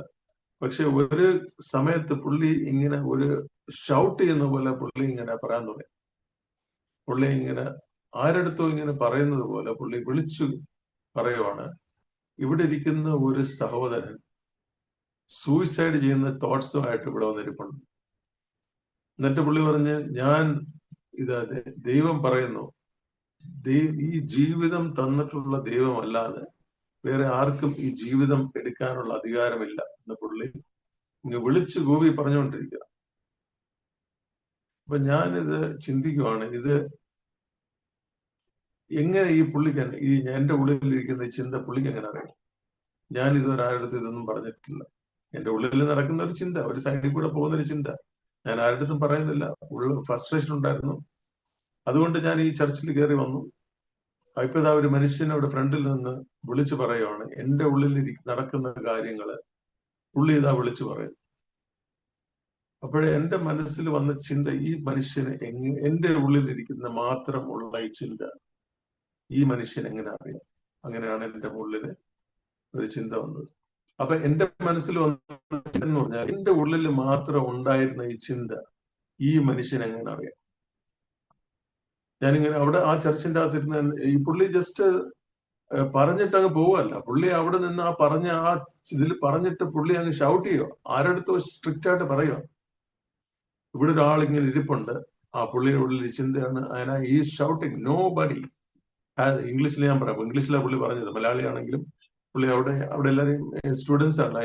പുള്ളി പറഞ്ഞ no one has the right to take his life except the one who gave the life. ഇത് പുള്ളി ഇങ്ങനെ സ്ട്രിക്റ്റ് ആയിട്ട് പറഞ്ഞങ്ങ് ഷൗട്ട് ചെയ്യും. ആരടുത്തോ പറയുവാണ്, എന്റെ പേരൊന്നും പറഞ്ഞില്ല, പക്ഷെ എനിക്കറിയാം ഇതെന്നെ പറ്റിയാ പറയാം. അപ്പം എന്റെ ഉള്ളിൽ അവിടെ വെച്ച് തന്നെ എന്റെ ഉള്ളിൽ വേറൊരു സൗണ്ട് വരുന്നു. ഇത് പുള്ളിയല്ല പറയുന്നത്, ഇത് ഞാനാ പറയുന്നത്. അതായത് ദൈവം എന്നോട് പറയാണ്, ഇത് പുള്ളിക്കല്ല അറിയാവുന്ന, എനിക്കറിയാം നിന്നെ. നീ അവിടെ ഇരിക്കുന്ന നിന്റെ ചിന്തകൾ പോലും എനിക്കറിയാമെന്നുള്ളൊരു കാര്യം ദൈവത്തിന്റെ സ്വരത്തിലൂടെ ദൈവം എന്നോട് ഉള്ളിൽ നിന്ന് സംസാരിക്കാൻ തുടങ്ങി. അപ്പൊ എനിക്ക് മനസ്സിലായി, ഈ മനുഷ്യനല്ല പറയുന്നത്, മനുഷ്യൻ എന്നെ പറ്റി ഒന്നും അറിയത്തില്ല. ഞാൻ ആദ്യമായിട്ടാണ് ഇങ്ങനെ സഭയിൽ വരുന്നതും ആദ്യമായിട്ടാണ് ഈ പുള്ളിയെ കാണുന്നതും. ഞാൻ ആരുടെ ഒന്നും പറഞ്ഞിട്ടില്ല. പക്ഷെ എന്റെ ഉള്ളിൽ ഒരു ബോധ്യം വന്നു, നമ്മൾ പറയുന്നത് മാത്രം, നമ്മൾ ചിന്തിക്കുന്നത് പോലും, നമ്മുടെ ഹൃദയത്തിലുള്ള ചിന്തകൾ പോലും അറിയാവുന്ന ഒരു ദൈവം ആണ് ഇതെന്ന് എനിക്ക് അവിടുന്ന് ബോധ്യമായി. അവിടുന്ന് ബോധ്യമായിട്ട് ഞാൻ അവിടുന്ന് ഇറങ്ങിപ്പോകുന്നത് ഈ ബോധ്യത്തോടുകൂടി, ഈ കൺവിക്ഷൻ. അതായത് ദൈവം നമ്മുടെ ഹൃദയത്തിൽ പോലും നടക്കുന്ന കാര്യങ്ങൾ അറിയുന്ന ഒരു ദൈവം. ആ ദൈവത്തിന്റെ സ്വരം ഞാൻ ഉള്ളിൽ നിന്ന് കേൾക്കുക, അല്ലാതെ ഓഡിബിൾ സൗണ്ട് ഒന്നും അല്ല. പക്ഷെ ഉള്ളിൽ നിന്ന് ഞാൻ ആ സ്വരം കേൾക്കാൻ തുടങ്ങി. അത് കഴിഞ്ഞിട്ട് ഞാൻ തിരിച്ച് നേരെ എന്റെ റൂമിൽ പോയി. ഞാൻ പറഞ്ഞല്ലോ, പഠിക്കാനായിട്ട് മാത്രമായിട്ട് ഒരു റൂം ഞാൻ എടുത്തായിരുന്നു. ആ റൂമിൽ ഞാൻ തിരിച്ചു പോയിട്ട് ഞാൻ എന്റെ കയ്യിൽ ഒരു ബൈബിൾ ഉണ്ടായിരുന്നു. ആ ബൈബിൾ എങ്ങനെ വന്നു എന്ന് വെച്ച് കഴിഞ്ഞാൽ അതൊരു വലിയൊരു സംഭവമാണ്. വലിയൊരു സംഭവമല്ല, എൻ്റെ ഒരു ഫ്രണ്ട്, പുള്ളിയുടെ കയ്യിൽ ഒരുപാട് ബാഡ് ഹാബിറ്റ്സ് ഒക്കെ ഉണ്ടായിരുന്നു. പക്ഷേ എന്നാലും പുള്ളി ബൈബിൾ വായിക്കുക. അങ്ങനെ ഒരു മനുഷ്യൻ എന്നോട് പറഞ്ഞു, ജോൺ, ഇത്രയും പൈസ വേസ്റ്റ് ചെയ്യുന്നു, നീ ഒരു ബൈബിൾ എന്തുകൊണ്ട് നിനക്ക് മേടിച്ചൂടെ? എന്നിട്ട് എന്നോട് പുള്ളി പറഞ്ഞു, 80 രൂപ കൊടുത്ത ഒരു ബൈബിൾ കിട്ടും. അങ്ങനെ പുള്ളി കുറച്ചാൾ മുമ്പേ പറഞ്ഞതുകൊണ്ട് ഞാനൊരു ബൈബിൾ വായിച്ചു. ബൈബിൾ കാണാനൊക്കെ നല്ല രസമായിരുന്നതുകൊണ്ട് ഞാൻ ആ ബൈബിൾ എൻ്റെ കയ്യിൽ തന്നെ ഇരിപ്പുണ്ടായിരുന്നു, ഞാൻ വെച്ചിട്ടുണ്ടായിരുന്നു. അപ്പൊ അവിടെ ഒരു ഇത് കേട്ട് കഴിഞ്ഞിട്ട് ഞാൻ തിരിച്ച് എൻ്റെ റൂമിൽ പോയിട്ട്, ഞാൻ പറഞ്ഞു പഠിക്കാൻ മാത്രമായിട്ട് ഞാനൊരു റൂം എടുത്തായിരുന്നു. ഫ്രണ്ട്സിനെ എല്ലാം വിട്ടിട്ട് ഒരു റൂം സെപ്പറേറ്റ് ആയിട്ട് എടുത്തു. എൻ്റെ ഒരു ചെറിയൊരു മ്യൂസിക് സിസ്റ്റം ഉണ്ടായിരുന്നു, ഒരു ബൈക്ക്. ഇതുമായിട്ടാണ് ഞാൻ താമസിക്കുന്ന മാംഗ്ലൂർ വിട്ട് മണിപ്പാൽ എന്ന് പറയുന്ന ഒരു സ്ഥലത്ത് പോയി റൂമൊക്കെ എടുത്ത് അങ്ങനെ പഠിക്കാൻ വേണ്ടി മാത്രം വന്നു. ജസ്റ്റ് തീർത്തിട്ട് വണ്ടി വിടുവാന്നുള്ളത്. അപ്പൊ അവിടെ വെച്ചാണ് ഈ എൻകൗണ്ടർ ഉണ്ടാവുന്നതും. തിരിച്ച് ആ സൗണ്ട് കേട്ടിട്ട് ആ പാസ്റ്ററിന്റെ, ഇന്ന് പറഞ്ഞാൽ നമുക്കെല്ലാം അറിയാം, അത് പ്രവചനമായിരുന്നു. ബൈബിളില് ഒരു വചനം പറയുന്നുണ്ട്, ഞാൻ ബൈബിളിൽ നോക്കാതെ ഞാൻ പറയുവാണ്. 1 Corinthians chapter 14:23 21 പറയുന്നുണ്ട്, ഒരുവൻ പ്രവചിക്കുമ്പോൾ ഒരു അവിശ്വാസിയായിട്ട് ഒരുവൻ കയറി വന്നു കഴിഞ്ഞാൽ അവന്റെ ഹൃദയത്തിലുള്ള ചിന്തകളെല്ലാം അവിടെ വിളിച്ചു പറയുമ്പോൾ ഈ മനുഷ്യൻ, അവിശ്വാസിയായിട്ടുള്ള മനുഷ്യൻ അവിടെ വിളിച്ചു പറയും, നിങ്ങളുടെ ഇടയിൽ ദൈവമുണ്ടെന്ന് ആ മനുഷ്യൻ വിളിച്ചു പറയുമെന്ന് ഒരു വചനമുണ്ട്. ഞാൻ ബൈബിളിൽ നോക്കി വായിക്കുന്നില്ല. അപ്പൊ ആ വചനം എല്ലാവർക്കും അറിയാമെന്ന് ഞാൻ വിശ്വസിക്കുന്നു. ഇതാണ് അവിടെ നടന്നത്. അത് കഴിഞ്ഞിട്ട് ഞാൻ തിരിച്ച് എൻ്റെ റൂമിലോട്ട് തിരിച്ചു വന്നു. റൂമിലോട്ട് തിരിച്ചു വന്നിട്ട് ഞാൻ നേരെ പോയത് ആ ബൈബിള്, ഞാൻ ഇതുവരെ വായിക്കാത്ത ആ ബൈബിള് ഞാൻ തുറന്ന് കയ്യിലോട്ട് എടുത്തു. ഞാൻ വായിക്കാൻ തുടങ്ങി. വായിക്കാൻ തുടങ്ങിയത്, ആദ്യം വായിക്കാൻ തുടങ്ങിയ പുസ്തകം, ഞാൻ ഇന്ന് മിനിസ്ട്രിയിലാണ്, പലരോടും ചോദിക്കാറുണ്ട്, ഞാൻ അവിടെ എല്ലാം പ്രീച്ച് ചെയ്യുന്നു, ഞാൻ അവിടെ എല്ലാം ആൾക്കാരോട് ചോദിക്കും, ഞാൻ ആദ്യം വായിച്ച പുസ്തകം എന്താണെന്ന് ആർക്കെങ്കിലും പറയാൻ പറ്റുമോ ചോദിക്കും. ഇതുവരേക്കും 2 പേര് പറഞ്ഞു. ഒരാൾ ആദ്യം തന്നെ പറഞ്ഞു, വേറൊരാളും പറഞ്ഞു. നോർമലി ആൾക്കാർ പറയത്തില്ല. അതായത് ഞാൻ ആദ്യം ബൈബിളിൽ നിന്ന് വായിക്കുന്ന പുസ്തകം എന്ന് പറഞ്ഞാല് അയ്യൂബിന്റെ പുസ്തകം, ദ ബുക്ക് ഓഫ് ജോബ്. ഞാൻ എങ്ങനെ ബൈബിളിൽ എന്തോന്ന് അറിഞ്ഞുകൂടാത്ത, സാധാരണ എല്ലാവർക്കും അറിയാവുന്ന ഒരു കാര്യമാണ്, കാത്തലിക്സ് ബൈബിൾ വായിക്കാറില്ല. എന്നെ കാത്തലിക്സ് കേൾക്കുന്നുണ്ടെങ്കിൽ അവർക്ക് വിഷമമുണ്ടാക്കാൻ പറയുക, പക്ഷെ നമ്മൾ ബൈബിൾ വായിക്കാറില്ല. അപ്പം ഞാൻ ബൈബിൾ അതുവരെ വായിച്ചിട്ടില്ല. നമ്മൾ ചർച്ചിൽ പോകുമ്പോഴേക്കും അച്ഛൻ എന്തെങ്കിലും പറയുന്നത് കേൾക്കുന്ന കുറെ കഥകളല്ലാതെ നമുക്കൊന്നും അറിയത്തില്ല.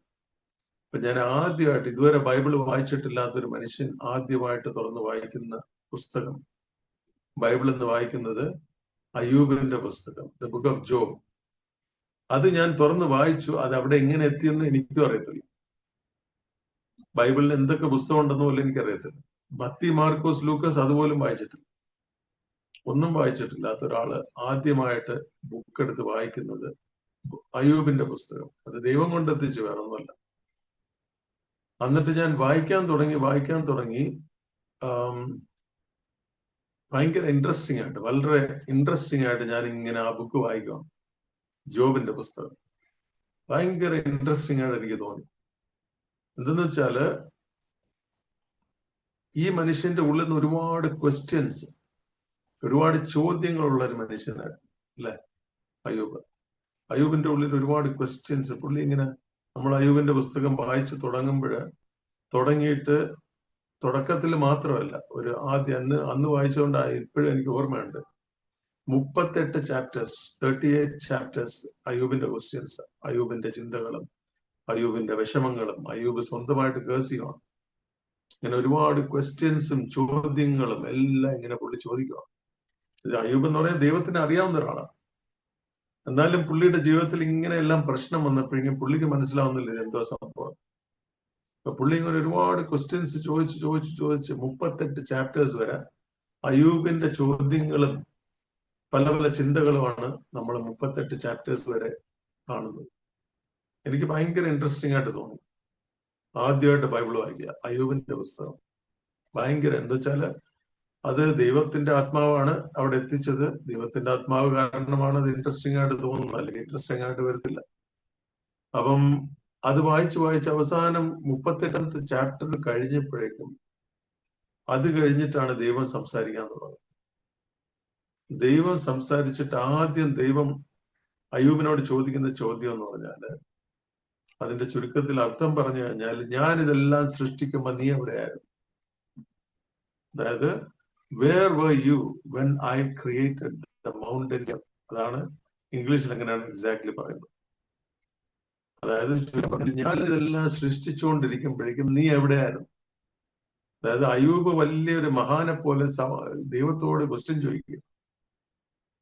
ഇതെല്ലാം ക്വസ്റ്റ്യൻ ചോദിച്ച് പുള്ളി ഇങ്ങനെ വലിയ വലിയ ക്വസ്റ്റ്യൻസ് എല്ലാം ചോദിച്ചു. ദൈവം ചോദിക്കുന്നു, ഇതെല്ലാം ഞാൻ ഉണ്ടാക്കിയപ്പോ നീ എവിടെയായിരുന്നു? നീ വലിയ ക്വസ്റ്റ്യൻ ചോദിക്കുന്ന ആളാണ്, നീ എവിടെയായിരുന്നു?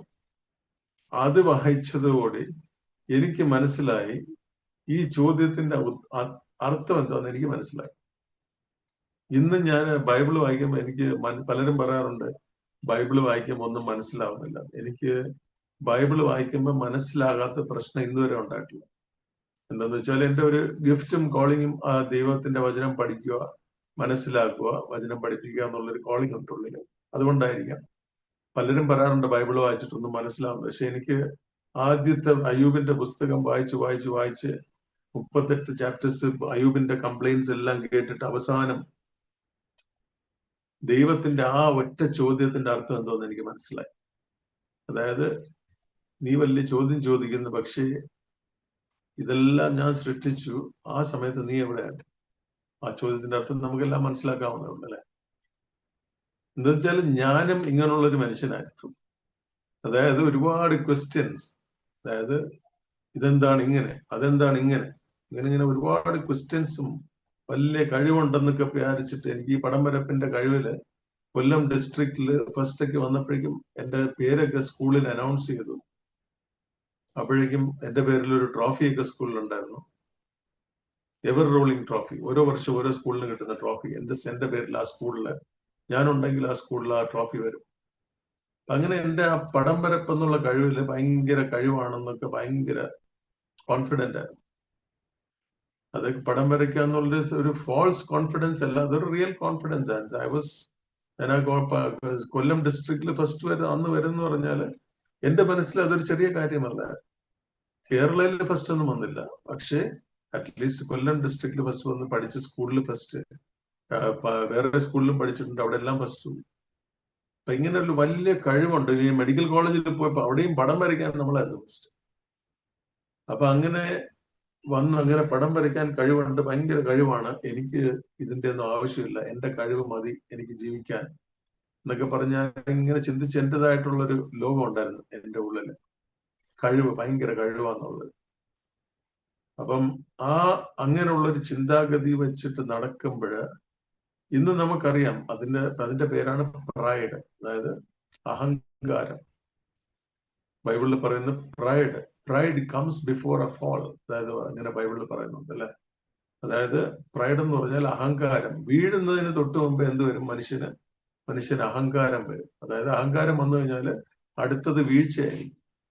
ബൈബിളിലെ ഏറ്റവും വലിയ പാപം എന്ന് പറയുന്നത് അഹങ്കാരം, പ്രൈഡാണ്.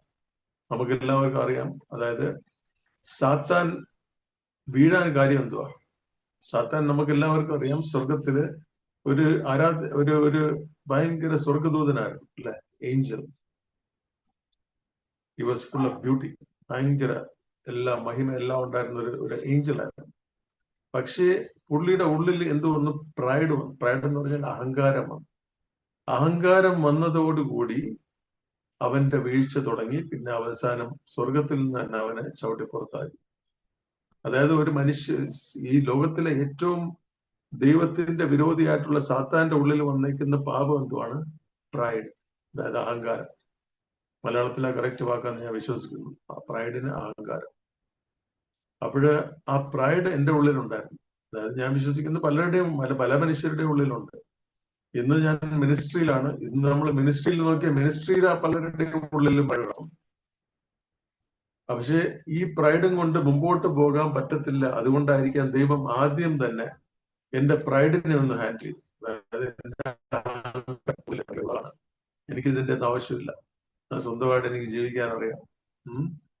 നിങ്ങളൊക്കെ പഠിച്ചുകൊണ്ടിരുന്നു, അങ്ങനെയൊക്കെ കളിയാക്കി പറയാറ്, അഹങ്കാരത്തോടുകൂടി പറയാറ്. എനിക്ക് ഭയങ്കര കഴിവുണ്ട്, എന്റെ മനസ്സിലായിട്ടുള്ള ഒരു പ്ലാൻ ഉണ്ട്. അപ്പൊ അങ്ങനെ മുമ്പോട്ട് പോയിക്കൊണ്ടിരിക്കുക. അപ്പോഴാണ് അവിടെ ദൈവം പിടിച്ചത്. അതായത് ആദ്യം തന്നെ ദൈവം എന്നോടൊരു ക്വസ്റ്റ്യൻ ചോദിച്ചു. അതായത് അയ്യൂബിനോട് ക്വസ്റ്റ്യൻ ചോദിച്ചതുപോലെ ദൈവം എന്നോടൊരു ക്വസ്റ്റ്യൻ ചോദിച്ചു. ദൈവം എന്ന് പറഞ്ഞാൽ പലരും എന്നോട് ഇന്ന് ചോദിക്കാറുണ്ട്, ഈ ദൈവത്തിന്റെ സൗണ്ട് എങ്ങനെയാ കേൾക്കുന്നത്? പലരും ചോദിക്കാറുണ്ട്. ഞാൻ ഈ വചനമൊക്കെ പറയുമ്പോഴേക്കും പലരും എന്നോട് ചോദിക്കും. ഞാൻ ഇതിനെപ്പറ്റിയാണ് കൂടുതൽ സംസാരിക്കും, ദൈവത്തിന്റെ സ്വരം കേൾക്കുന്നതിനെ പറ്റിയൊക്കെ പറയാറുണ്ട്. ഇന്ന് ഞാൻ പറയുന്നത്, ദൈവത്തിന്റെ സ്വരം നമ്മൾ കേട്ടില്ലെങ്കിൽ നമ്മൾ മിനിസ്ട്രിയോ എന്തൊക്കെയോ ചെയ്ത് കൂട്ടുന്നതല്ല മിനിസ്ട്രി. ദൈവം പറയുന്നത് ചെയ്യുന്നത്, അതാണ് മിനിസ്ട്രി. ദൈവം ഇന്നത് ചെയ്യാൻ പറഞ്ഞിട്ട് നമ്മൾ വേറെ എന്തെങ്കിലും ചെയ്തിട്ട് അവിടെ ചെന്ന് ദൈവം നിന്നോട് ആരും ഇതൊക്കെ ചെയ്യാൻ പറഞ്ഞു ചോദിക്കും. അതുകൊണ്ട് ദൈവം പറയുന്നത് അത് മാത്രം ചെയ്യുക, അതേ ഉദ്ദേശം. നമുക്ക് ഈ മിനിസ്ട്രിയിൽ വരുമ്പോഴേക്കും, മിനിസ്ട്രി ഫീൽഡിൽ വരെ ഒരുപാട് കോമ്പറ്റീഷൻ ഉള്ള ഫീൽഡ്. ഇതിൻ്റെ അകത്തും കോമ്പറ്റീഷനാണ്, ലോകത്തിലെ കോമ്പറ്റീഷൻ ഉണ്ട്. പക്ഷെ മിനിസ്ട്രി ഫീൽഡിൽ വന്ന ഇവിടെയും കുറെ ആൾക്കാർ കോമ്പറ്റീഷനായിട്ട് നടക്കും. ഞാൻ അവനേക്കാളും വലുതാണ്, ഞാൻ ഇവനേക്കാളും വലുതാണെന്ന് പറഞ്ഞ കുറെ ആൾക്കാർ. അങ്ങനെയല്ല മിനിസ്ട്രിയാണ്. മനസ്സിലായി, ദൈവം എന്നെ ഏൽപ്പിച്ച കാര്യം ഞാൻ ചെയ്യും. ഇത് തീർത്ത് കഴിഞ്ഞാൽ പൗലോസ് പറ, ഞാൻ എന്റെ ഓട്ടം തികച്ചു. ഇത് പൗലോസ് പറഞ്ഞ പൗലോസ് ഒരു സമയത്ത് പറയുന്നുണ്ട്, ഞാൻ എന്റെ ഓട്ടം തികച്ചു, ഞാൻ നല്ല പൂർവ്വം, ഞാൻ എന്റെ ഓട്ടം തികച്ചു, ഇനി എനിക്ക് കിരീടം വെച്ചിട്ടു. അപ്പം നമ്മൾ വേറെ ആരുടെയും, ഞാൻ പൗലോസിന്റെ ഓട്ടം ഓടേണ്ട ആവശ്യമില്ല. പൗലോസ് പത്രോസിന്റെ ഓട്ടം ഓടിയില്ല, പൗലോസ് യോഹന്നാന്റെ ഓട്ടം ഓടി. എല്ലാവരും അവരവരുടെ ഓട്ടം ഓടി. അത് കഴിഞ്ഞിട്ട് പൗലോസ് റെഡി ആയിട്ടിരിക്കുകയാണ്. ഈ ഭൂമിയിൽ നിന്ന് പോകാനായിട്ട് റെഡി ആയിട്ട് പുള്ളി ഇരിക്കുക. പുള്ളി ഒരു സമയത്ത് ബൈബിളിൽ പറയുന്നുണ്ട്, ഞാൻ ഇപ്പൊ വയസ്സായി. പൗലോസ് പറയുന്നുണ്ട്, എനിക്കിനി വയസ്സായി, എന്റെ ഓട്ടം എല്ലാം തീർത്തു, എന്റെ പൊരുതി, എന്നെ കൊണ്ട് ദൈവം ഉദ്ദേശിച്ച കാര്യം ഞാൻ പൂർത്തീകരിച്ചു, ഞാൻ ഇനി പോകാൻ റെഡിയാന്ന് പൗലോസ് പറയുന്നു അല്ലെ. അപ്പൊ അങ്ങനെയാണ് നമ്മൾ മിനിസ്റ്റർ ചെയ്യേണ്ടത്. ഞാൻ കൂടുതലും മിനിസ്റ്റർ ചെയ്യുന്ന ആൾക്കാരെടുത്താണ് വചനം സംസാരിക്കുന്നത്. അപ്പം നമ്മളെ ദൈവം വിളിച്ച വിളി എന്തുവാ? നമ്മളെ എന്തിനു വിളിച്ചു? ഓരോ ദിവസവും ദൈവം സംസാരിക്കും. പലരും അങ്ങോട്ട് പോകുന്നില്ല. അപ്പൊ നമ്മളെ ദൈവം ഉദ്ദേശിച്ച ബാക്ക് ടു എന്റെ ടെസ്റ്റ് മണിയില് ആ സമയത്ത് ദൈവം എന്നോട് ക്വസ്റ്റ്യൻ ചോദിച്ചു. അപ്പൊ ദൈവം എന്നോട് എങ്ങനെ അന്ന് സംസാരിക്കുന്നത്? ഉള്ളിൽ നിന്ന് എനിക്ക് I can feel God is speaking to me. എനിക്ക് അറിയാൻ പറ്റും ദൈവം സംസാരിക്കും. അന്ന് വരെ ഇണ്ടാതിരുന്ന ഒരു സൗണ്ട് അന്നോട്ട് ഞാൻ കേൾക്കാൻ തുടങ്ങി.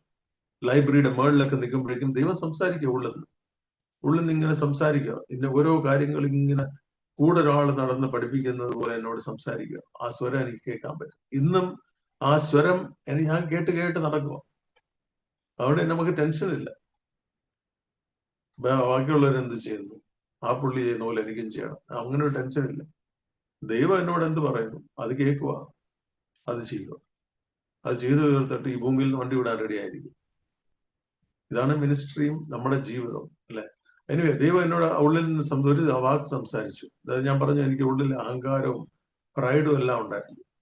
പക്ഷെ ആ സമയത്ത് ഉള്ളില് ദൈവം, ഞാൻ അയ്യൂബിന്റെ പുസ്തകം വായിക്കുന്ന അതിന്റെ കൂടെ ദൈവം എന്നോട് ഒരു ക്വസ്റ്റ്യൻ ചോദിക്കണം. എൻ്റെ അടുത്ത് ചോദിച്ചു, നീ വലിയ കഴിവുള്ള ആളായിട്ട് നീ ഇങ്ങനെ, ഞാൻ ഇങ്ങനെ പറയുന്നത്, ഞാൻ മെഡിക്കൽ കോളേജിൽ പഠിക്കുമ്പോഴേക്കും, മെഡിക്കൽ കോളേജിൽ ഞാനൊരു ടോപ്പ് സ്റ്റുഡന്റ് ഒന്നും അല്ല. പഠിക്കുന്നു, പിന്നെ അതിന്റെ കൂടെ കുറെ അതിന്റെ ഫ്രണ്ട്സുമായിട്ടുള്ള പല പല പരിപാടികളും ചെയ്യുന്നു, പിന്നെ പതുക്കെ പതുക്കെ പഠിക്കുകയും ചെയ്യുന്നുണ്ട്, പാസ്സാകുന്നു, ഫൈനൽ ഇയർ എത്തി. പക്ഷെ എന്ന് പറഞ്ഞാൽ മെഡിക്കൽ കോളേജിൽ ഞാൻ അറിയപ്പെടുന്ന ഒരാളൊന്നുമല്ല. മെഡിക്കൽ കോളേജിലാണ് ആരാണ് അറിയപ്പെടുന്നത്? നമ്പർ 1 ആയിട്ട് പഠിക്കുന്നതും എല്ലാത്തിലും എക്സൽ. അപ്പൊ ഞാൻ ആ ഗ്രൂപ്പിൽ പെട്ട അങ്ങനെ ഒരു എക്സൽ ചെയ്യുന്ന ഒരു ഗ്രൂപ്പിലല്ലായിരുന്നു. എനിവേ, പക്ഷെ പഠിക്കുന്നുണ്ട്, ലാസ്റ്റ് ഫൈനൽ ഇയർ എത്തി, എല്ലാം തീരാൻ പോവാം. അപ്പോഴാണ് ഈ എൻകൗണ്ടർ ഉണ്ടാവുന്നത്. അപ്പോഴ് ദൈവം എന്നോട് ചോദിച്ചു. അപ്പൊ അത് കഴിഞ്ഞ് ഞാൻ സ്കൂളിൽ പഠിക്കുന്ന സമയത്ത് എല്ലാവർക്കും തന്നെ അറിയാം.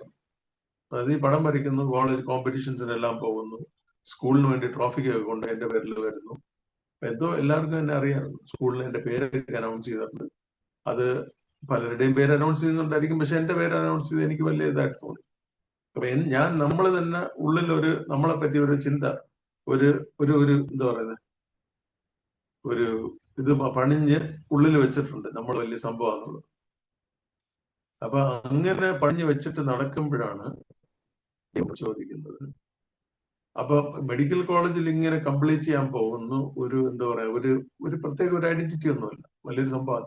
പടം വരപ്പിന്റെ കഴിവ്, മെഡിക്കൽ കോളേജിൽ ഞാൻ ഫസ്റ്റ് ഇയർ ഞാൻ പടം വരച്ചു, അവിടെയും ഫസ്റ്റ് ടൈം മാറി, പക്ഷെ ആർക്കും അറിയത്തില്ല. അത് കഴിഞ്ഞിട്ട് ഞാൻ പടം വരയ്ക്കാനൊന്നും പോയിട്ടില്ല മെഡിക്കൽ കോളേജിൽ. മെഡിക്കൽ കോളേജിൽ എല്ലാവരും പടം വരയ്ക്കാനല്ലല്ലോ വരുന്നത്. അപ്പൊ എനിവേ, ഫൈനൽ ഇയർ ആയി. അപ്പോഴേക്കും ഞാൻ നമ്മുടെ ഒരു ഐഡന്റിറ്റി പോയതുപോലെ തോന്നി. ഇതുവരെ സ്കൂളിലൊക്കെ ഉണ്ടായിരുന്ന ഒരു ഐഡന്റിറ്റി എല്ലാവരും അറിയും, പടം വരയ്ക്കുന്നു, കഴിവുണ്ട് എന്നുള്ള. പക്ഷെ ഐഡന്റിറ്റി എല്ലാം പോയി. പിന്നെ അത് കഴിഞ്ഞിട്ട് മെഡിക്കൽ കോളേജിൽ MBBS കഴിയാൻ പോകുന്നു. അത് കഴിഞ്ഞ് എന്റെ മനസ്സിൽ വരുന്ന ചിന്ത എന്തോ, ഇത് എത്രയും പെട്ടെന്ന് തീർക്കുക, എന്റെ കഴിവിലോട്ട് കയറുക, ലോകത്തിൽ വേണ്ട കാര്യങ്ങളെല്ലാം പോയി ചെയ്യുക. അതാണ് എന്റെ സാധാരണ മനുഷ്യരുടെ എല്ലാം ഉള്ളിലുള്ള ചിന്ത. അപ്പൊ ഇങ്ങനെ പോയിക്കൊണ്ടിരിക്കുമ്പോൾ അപ്പോഴാണ് ഇത് എൻകൗണ്ടർ എല്ലാം ഉണ്ടാകുന്നതും ദൈവത്തിന്റെ സൗണ്ട് കേൾക്കുന്നതെല്ലാം. അപ്പോഴാണ് എന്റെ ഉദ്ദേശം എന്തുവാ, again I want to get my identity back. എന്റെ ഐഡന്റിറ്റി തിരിച്ചു വേണം. എല്ലാം ഉള്ളിൽ നടക്കുന്ന കാര്യങ്ങളാണ്. അത് എല്ലാം പച്ചയ്ക്ക് പറയുന്ന വെച്ചാൽ നമ്മളെ ദൈവത്തിന്റെ ആൾക്കാർക്ക് എൻകറേജ്മെന്റ് ആകുമെന്നുള്ളൊരു ഇതിലാണ് പറയുന്നത്. അല്ലെ, ഇതൊന്നും ആരും പുറത്തു പറയാറുള്ളൂ. എനിവേ, എന്റെ identity I want it back. ഉള്ളിൽ നടക്കുന്ന ഒരു ചിന്ത. അപ്പൊ ദൈവത്തിന് ഇതെല്ലാം അറിയാം. ദൈവം എന്നോട് ചോദിച്ചു, you are looking for N identity. നീ ഒരു ഐഡന്റിറ്റിക്ക് വേണ്ടി നടക്കുന്നു. എന്നിട്ട് ദൈവം എന്നോട് പറഞ്ഞു, ഈ കാണുന്നതെല്ലാം ഒന്ന് കണ്ടോളാൻ പറഞ്ഞു. അതായത് നമ്മുടെ ചുറ്റും കാണുന്ന ഈ സൃഷ്ടി ഒന്ന് നോക്കാൻ പറഞ്ഞു. അത് നോക്കിയിട്ട് ആ ദൈവം എന്റെ കണ്ണ് തുറന്നിട്ട്, അതായത് നിന്റെ ഈ ചെറിയ കഴിവ് കൊണ്ടിട്ട് നീ വലിയ ആളെന്ന് പറഞ്ഞ് നടക്കുന്നു. അപ്പൊ ഇതിനെപ്പറ്റി നീ എന്റെ അഭിപ്രായം തോന്നുന്നു. അതായത് അയ്യൂബിനോട് ചോദിച്ചതുപോലെ എന്നോടും ചോദിക്കുവാണ്. നീ വലിയ സംഭവമാണെന്ന് പറഞ്ഞ് നീ കുറെ ക്വസ്റ്റ്യൻസ് ചോദിക്കുന്നു. ദൈവം അവനോട് ചോദിച്ചെന്തുവാ, നീ ഇതെല്ലാം ഞാൻ സൃഷ്ടിച്ചപ്പോ നീ എവിടെയായിരുന്നു? ഇത്ര വലിയ മഹാനായിട്ടുള്ള അയ്യൂബ് നീ എവിടെയായിരുന്നു ചോദിച്ചു. ദൈവം ചോദിക്കാം. അതേപോലെ എന്നോട് ചോദിക്കാം, നീ വലിയ മഹാനാന്ന് പറഞ്ഞിട്ട് നീ സ്വന്തമായിട്ട് ഇതൊക്കെ പണിഞ്ഞ് മനസ്സിൽ വെച്ചുകൊണ്ട് നടക്കുന്നു. ഇതൊക്കെ ഒന്ന് നോക്കിയിട്ട് നിന്റെ അഭിപ്രായം എന്തുവാ? What do you think about? അത് ആ ക്വസ്റ്റ്യന്റെ ഉത്തരം, അതിന്റെ അർത്ഥം എന്തുവാന്ന് എനിക്ക് മനസ്സിലായി. അതായത് ദൈവം എത്ര വലുതാണ്, നമ്മുടെ ഉള്ളിലുള്ള ഈ കഴിവും നമ്മളും എല്ലാം എത്ര ചെറുതാണെന്ന് എനിക്ക് ആ നിമിഷം എനിക്ക് ബോധ്യമായി. നിന്റെ ഉള്ളിൽ ഉണ്ടായിരുന്ന ആ അഹങ്കാരം, ആ പ്രൈഡ് എന്ന് പറയുന്ന സംഭവം, അത് അന്ന് ഇല്ലാതായി. ഒരു സെക്കൻഡ് കൊണ്ട് ദൈവത്തിന്റെ ഒരു ക്വസ്റ്റ്യൻ കൊണ്ട് ആ പ്രൈഡ് ഇല്ലാതാക്കി. പ്രൈഡ് എന്ന് പറഞ്ഞാല് അഹങ്കാരം എന്നുള്ള വാക്ക് ഞാൻ വിശ്വസിക്കുന്നു, കറക്റ്റാണ് വിശ്വസിക്കുന്നു. ആ പ്രൈഡ് ഇല്ലാതാക്കി. ഒറ്റ ക്വസ്റ്റ്യൻ. അല്ലെങ്കിൽ ഈ നമ്മുടെ ഉള്ളിലുള്ള ഈ പ്രൈഡ് ഒന്നും ആർക്കും തകർക്കാൻ പറ്റില്ല. എന്നുവെച്ചാൽ എന്റെ ഉള്ളിലുള്ള കഴിവാണ്, അത് പ്രൂവ് ചെയ്തിട്ടുണ്ട്. ഞാനിങ്ങനെ ചിന്തിച്ചത്, പഠിച്ച സ്കൂളിലെല്ലാം ഫസ്റ്റാണ്. 2-3 സ്കൂളിൽ ഞാൻ പല ട്രാൻസ്ഫർ ചെയ്തിട്ട് സ്ഥലം മാറുമ്പോഴേക്കും ഞാൻ വേറെ സ്കൂളിലെല്ലാം പോയി പഠിച്ചിട്ടുണ്ട്. അപ്പൊ അവിടെയും ഫസ്റ്റാണ് പടം വരയ്ക്കും. പിന്നെ അത് കഴിഞ്ഞ് മെഡിക്കൽ കോളേജിൽ ഞാനിങ്ങനെ എന്റെ മനസ്സിലുള്ള ചിന്തയാണ്, മെഡിക്കൽ കോളേജ് എന്ന് പറഞ്ഞാൽ കേരളത്തിലുള്ള ആൾക്കാർ മാത്രമല്ല, ഇന്ത്യയിലുള്ള ആൾക്കാരുടെ സ്റ്റുഡൻസ് എല്ലാം വന്ന് പഠിക്കുക. അപ്പൊ ഇവരുടെ ഇതിലും അവിടെയും ഫസ്റ്റ് ഇയർ ജൂനിയർ മോസ്റ്റ് ആയിരിക്കുമ്പോൾ ഞാൻ അവിടെയും ഫസ്റ്റ് ആയി. പിന്നെ ഞാൻ വിചാരിച്ചു എല്ലാം പ്രൂവ് ചെയ്തതാണ്, ഈ കാര്യത്തിൽ എന്നെ തോപ്പിക്കാൻ ആരുമില്ല എന്നുള്ളൊരു സംഭവം വെച്ചിട്ട് ഇങ്ങനെ നടക്കുവാണ്. പക്ഷെ ദൈവത്തിന് ആർക്കും നമ്മുടെ ഉള്ളിലുള്ള ഈ പ്രൈഡ്, അഹങ്കാരം തകർക്കാൻ പറ്റില്ല. ചില ഉള്ളിലുള്ള കഴിവുണ്ട്, അതിന്റെ ഉള്ളിൽ കൂടെ വരുന്ന ഒരു അഹങ്കാരം ഉണ്ടാവും. പക്ഷേ അത് തകർക്കാൻ ദൈവത്തിനറിയാം. ദൈവത്തിന്റെ ഒറ്റ ക്വസ്റ്റ്യൻ കൊണ്ടിട്ട് എന്റെ ഉള്ളിലുള്ള ആ പ്രൈഡ്, ഇത് വേറെ ആരുമില്ല, വേറെ കൗൺസിൽ ചെയ്യുന്നതോ ആരെങ്കിലും വന്ന് പ്രൈഡ് നല്ല അല്ല എന്ന് പറയുക ഒന്നും ചെയ്യുന്നില്ല. ദൈവവും ഞാനുമായിട്ടുള്ള ഒരു സംഭാഷണത്തിലാണ്. ആ ഒറ്റൊരു ക്വസ്റ്റ്യൻ കൊണ്ട് എന്റെ പ്രൈഡ് ഇല്ലാതായി. അപ്പൊ എനിക്ക് മനസ്സിലായി, നമ്മുടെ ഈ കഴിവെന്ന് പറഞ്ഞാൽ അതൊന്നുമല്ല കമ്പാരിറ്റീവ്ലി. ദൈവത്തിന്റെ കഴിവും, എനിക്ക് പടം വരയ്ക്കാൻ പറ്റും, പക്ഷെ അതിൻ്റെ അകത്ത് ജീവനിടാൻ എന്നെ കൊണ്ട് പറ്റില്ല. ദൈവത്തിന്റെ പിന്നെ അത് കഴിഞ്ഞിട്ട് ഞാൻ കാണുന്നതെല്ലാം, എവിടെ പോയാലും നമ്മൾ പണ്ടൊക്കെ ബീച്ചിൽ പോയി കഴിഞ്ഞാൽ നമ്മൾ ബീച്ചിൽ ഇങ്ങനെ ഇരിക്കുന്നു, നല്ല സുന്ദരമായ ബീച്ച് എന്ന് പറഞ്ഞാൽ നമ്മൾ ബീച്ച് ആസ്വദിക്കുന്നു. അതിന്റെ ഒരു മലയുടെ മേളിൽ പോയി കഴിഞ്ഞാൽ മല ആസ്വദിക്കുന്നു, എന്ത് ബ്യൂട്ടിഫുൾ ആണെന്നൊക്കെ നമ്മൾ വേണമെങ്കിൽ വിളിച്ച് പറയും. പക്ഷെ ഇതെല്ലാം സൃഷ്ടിച്ച ഒരാളുണ്ടെന്ന് ആരെപ്പറ്റി നമ്മൾ ചിന്തിക്കുന്നില്ല. അത് കഴിഞ്ഞിട്ട് ഞാൻ ആ ദൈവത്തുമായിട്ടുള്ള എൻകൗണ്ടർ ഉണ്ടായി കഴിഞ്ഞിട്ട് ഞാൻ എപ്പോഴും ചിന്തിക്കുന്നത്, ഈ സൃഷ്ടിയെ മാത്രമല്ല നോക്കുന്നത്, ഈ സൃഷ്ടിച്ച ഒരാള് എത്ര മഹാനാണെന്നുള്ളൊരു ചിന്തയാണ് എന്ത് കണ്ടാലും അത് കഴിഞ്ഞിട്ട് എനിക്ക് ഉള്ളിൽ നടക്കും. How great is the one who created all these things. ഇത് ദൈവമല്ലാതെ നമുക്ക് സ്വന്തമായിട്ട് ഇത് ചിന്തിച്ച് മനസ്സിലാക്കാണ്. ഇന്ന് പലരോടും വചനം പറയുമ്പോഴേക്കും അവരുടെ ഒന്നും കണ്ണ് തുറക്കാതെ എന്തോ നമ്മൾ പലപ്പോഴും വിചാരിക്കേ, എത്ര പറഞ്ഞാലും ദൈവം ആകർഷിക്കാതെ ഒരുവനും ദൈവത്തിന്റെ അടുത്തേക്ക് വരത്തില്ല എന്ന് ബൈബിളിൽ പറയുന്നുണ്ട്, അല്ലെ? അതേപോലെ എന്നെ ദൈവം കണ്ണു തുറന്നു, അതുകൊണ്ട് എനിക്ക് കാണാൻ പറ്റി. അല്ലെങ്കിൽ നമ്മൾ ഇത് എത്ര വിശദീകരിച്ച് പറഞ്ഞാലും പലരുടെയും കണ്ണൊന്നും തുറക്കത്തില്ല. നമ്മൾ തലകുത്തി എന്ന് ചിലരുടെ അടുത്ത് പറഞ്ഞിട്ട് ഒരു കാര്യം. ദൈവം ആകർഷിക്കാതെ ഒരുവനും ദൈവത്തിന്റെ അടുത്തേക്ക് വരില്ല. പക്ഷെ ദൈവം എന്തായാലും ആകർഷിച്ചു, എന്റെ കണ്ണ് തുറന്നു. അത് കഴിഞ്ഞ് എന്റെ really my eyes was open. എന്റെ ഈ കഴിവ് വളരെ ചെറിയൊരു സംഭവം എനിക്ക് മനസ്സിലായി. എന്റെ അഹങ്കാരം തീർന്നു. അത് കഴിഞ്ഞ് അതിന്റെ കൂടെ ഒരു സംഭവം കൂടെ നടന്നു. പിന്നെ ഞാൻ ഈ സമയത്ത് ഈ ഫൈനൽ ഇയർ എക്സാം കൊടുക്കുന്നതിന് മുമ്പേ ഉള്ള സംഭവം, എന്റെ മുമ്പിലാണ് എന്റെ എൻകൗണ്ടർ ഉണ്ടായത്, കഴിഞ്ഞിട്ടല്ല. ഞാൻ എന്റെ റൂമിൽ പോയി പിന്നെ ബൈബിള് പഠിക്കുന്നുണ്ട്. പിന്നെ എന്റെ 2 കാര്യങ്ങളായി മാറി. ഈ ഗൈനക്കോളജി ബുക്സ് പഠിക്കുന്നുണ്ട്, ലൈബ്രറി പോകുന്നുണ്ട്, അതിന്റെ കൂടെ ബൈബിളും പഠിക്കുന്നു. പിന്നെ എന്റെ കുറെ മ്യൂസിക് ഒക്കെ ഉണ്ട്, പാട്ടുകളൊക്കെ ഒരുപാട് കേൾക്കുന്നുണ്ട്. അപ്പം നമ്മൾ ഈ ആർട്ടിസ്റ്റിക് പരിപാടികളുണ്ട്, മ്യൂസിക്കും ഇഷ്ടമാണ്. അപ്പൊ മ്യൂസിക് ഒരുപാട് കേൾക്കുമായിരുന്നു. ആ മ്യൂസിക് എല്ലാം അതെല്ലാം മാറ്റിയിട്ട് ക്രിസ്ത്യൻ സോങ്സ്, ഗോസ്പൽ സോങ്സ് ഒക്കെ ആയി മാറ്റി. അത് കഴിഞ്ഞിട്ട് പഠിക്കുക, ഗൈനക്കോളജി ടെക്സ്റ്റ് പഠിക്കുക, ലൈബ്രറി പോവുക, അതിന്റെ കൂടെ ഈ പുസ്തകം കയ്യിലെടുത്തു. I took this book in my hand. ഞാൻ പറയുന്ന അന്ന് തുറന്ന പുസ്തകം പിന്നെ തറ വെച്ചിട്ടില്ല. അതിന്റെ കൂടെ ഒരു സംഭവം, അതായത് എന്റെ ഉള്ളില് അന്ന് വരയ്ക്കും ഇല്ലാതിരുന്ന ഒരു ജോയ്, ഒരു സന്തോഷം. അത് നമ്മള് എവിടെ നിന്ന് വരുന്നു എന്ന് അറിയത്തില്ല എന്ന് പറയാൻ പറ്റില്ല. എന്ന് വെച്ചാല് ഇന്ന് എനിക്കറിയാം അത് എവിടെ നിന്നാ വന്നത്. I was filled with Joy. അന്ന് വരെ നമ്മൾ ഫ്രണ്ട്സിന്റെ കൂടെ കറങ്ങി നടക്കുന്നു, അത് ചെയ്യുന്നു, ഇത് ചെയ്യുന്നു. ഇതെല്ലാം എന്തിനാ ചെയ്യുന്നത്? To find fun, enjoy life. ഇതിനുവേണ്ടി പല കാര്യങ്ങളും നമ്മൾ ചെയ്യുന്നു. അന്ന് അതൊക്കെ അറിയാം. ഇതൊക്കെ അവരെല്ലാവരും ചെയ്യുന്ന, ലോകത്തിലെല്ലാം എന്തെല്ലാം ചെയ്യുന്നു അതെല്ലാം നമ്മൾ ട്രൈ ചെയ്തതെല്ലാം നോക്കി ഇതിൽ എന്തൊക്കെ കിട്ടുമെന്ന് നമുക്ക് മനസ്സിലായി.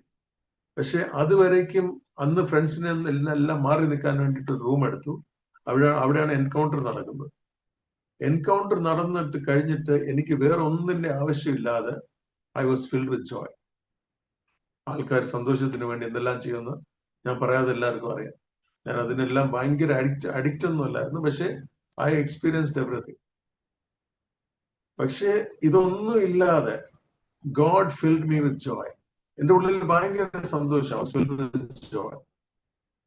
ജോയ് ഉണ്ടാകാൻ വേറെ പ്രത്യേകിച്ച് കാര്യമൊന്നുമില്ല. അതായത് ലൈബ്രറിയിൽ പോയി പഠിക്കണം.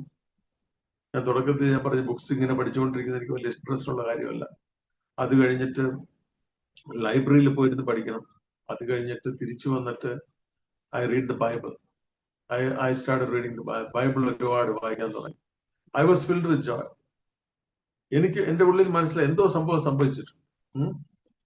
അതിന്റെ കൂടെ ഓഫ്കോഴ്സ് ഉടനെ ഞാൻ ബാപ്റ്റിസം എടുത്തു. ഞാൻ ആരോടും ചോദിച്ചിട്ടൊന്നുമല്ല. പാസ്റ്റർ എന്നോട് ചോദിച്ചു, ഇനി എന്താ നമുക്ക് ബാപ്റ്റിസം എടുക്കണ്ടെന്ന് ചോദിച്ചു. അപ്പൊ ഞാൻ പറഞ്ഞ ബാപ്റ്റിസം എടുക്കാം. ഈ പാസ്റ്റർ വഴി, ഈ ചർച്ച് വഴിയാണല്ലോ വിശ്വാസത്തിൽ വന്നത്. ഞാൻ പാസ്റ്റർ പറഞ്ഞ് ബാപ്റ്റിസം എടുക്കാം. ഞാൻ പറഞ്ഞ ബാപ്റ്റിസം എടുക്കാം, കുഴപ്പമൊന്നുമില്ല. അങ്ങനെ ബാപ്റ്റിസം എടുക്കാനായിട്ട് പുള്ളിയുടെ കൂടെ പോയി ബൈക്കിൽ പോയി ബാപ്റ്റിസം എടുത്തു. അത് കഴിഞ്ഞു. പക്ഷേ I was filled with Joy.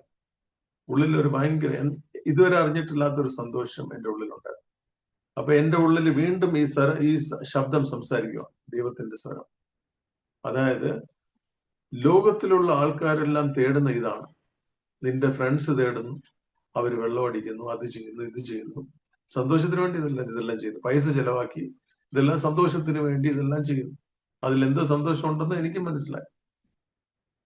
പക്ഷേ അതിലൊന്നും ഇല്ലാത്തൊരു ഭയങ്കര ഒരു ജോയ്, ഒരു സന്തോഷം എനിക്കിപ്പൊ കിട്ടിയിട്ടുണ്ട്. അതായത് ഒന്നും എടുക്കാതെ, ഒന്നും അകത്തോട്ട് പോകാതെ ഉള്ളിന്ന് സന്തോഷം പുറത്തോട്ട് വരും. അപ്പൊ എൻ്റെ ഉള്ളിൽ വേറൊരു സൗണ്ട് വന്നെന്ന് പറഞ്ഞാല്, നീ അറിഞ്ഞ ഈ സന്തോഷം ഞാൻ ഇന്ന് നമ്മുടെ ഭാഷയിൽ പറയുവാണ്. പക്ഷെ അന്നുള്ളിൽ വന്നത്, ഇത് നീ എല്ലാവരോടും അറിയിക്കുക. എല്ലാവരും ഇതാണ് തേടുന്നത്. നീ ഇന്ന് അറിഞ്ഞിരിക്കുന്നു. നീ പോയി എല്ലാവരോടും പറയും. ഇതാണ് എൻ്റെ ഉള്ളില് വന്ന സന്ദേശം. അതായത് ദൈവമാണ് സംസാരിക്കുന്നത്. എല്ലാവർക്കും, എവറിബഡി നീഡ്സ് ദിസ്. അതായത് നമ്മൾ ഇന്ന് ഗോസ്പൽ അറിയിക്കുന്നതിനെ പറ്റി നമ്മൾ പറയുമ്പോഴേക്കും നമ്മൾ പറയുന്ന ഒരു എക്സാമ്പിൾ ഉണ്ട്. അതായത് 2 ഭിക്ഷക്കാരന്മാർ വിശന്ന് ഫുഡൊന്നും ഇല്ലാതിരിക്കുക. ഒരാളിങ്ങനെ കറങ്ങിത്തിരിഞ്ഞ് വിശന്ന് അവിടെ ഇവിടെ എല്ലാം നടന്നിട്ട് ഫുഡൊന്നും കിട്ടുന്നില്ല. അവസാനം കറങ്ങിത്തിരിഞ്ഞ് പുള്ളി ഒരു സ്ഥലത്ത് എത്തിയപ്പോഴേക്കും അവിടെ ഫുള്ള് വയറ് നിറച്ച് നല്ല ഫുഡ് കൊടുക്കും. വയറ് നിറച്ച് നല്ല ഫുഡ് കൊടുക്കുക. എന്നിട്ട് ഈ കൊടുക്കുന്ന ആള് പറയുന്നത്, എത്ര ആൾക്കാരെ കൊണ്ടുവന്നോ ഇവിടെ ഫുഡ് ഉണ്ടെന്ന് പറയാം. അപ്പോഴേക്കും പുള്ളി ആദ്യം പോയി പുള്ളി വയറ് നിറച്ച് ആ ഫുഡെല്ലാം കഴിച്ചു. തിരിച്ചു വന്നിട്ട് അവനെ നോക്കിയപ്പോഴേക്കും രണ്ടാമത്തെ ഭിക്ഷക്കാരൻ, അവന്റെ കൂട്ടുകാരൻ, അവനോട് വന്ന് പറയാതെ മിണ്ടാതിരിക്കുക. ഇത് ശരിയാണോ തെറ്റാണോ? ഞാൻ പറയേണ്ട ആവശ്യമില്ല, എല്ലാവർക്കും അറിയാം ഇത് തെറ്റാണ്. ഞാൻ വയറ് നിറച്ച് കഴിച്ചു, ഐ ആം ഹാപ്പി.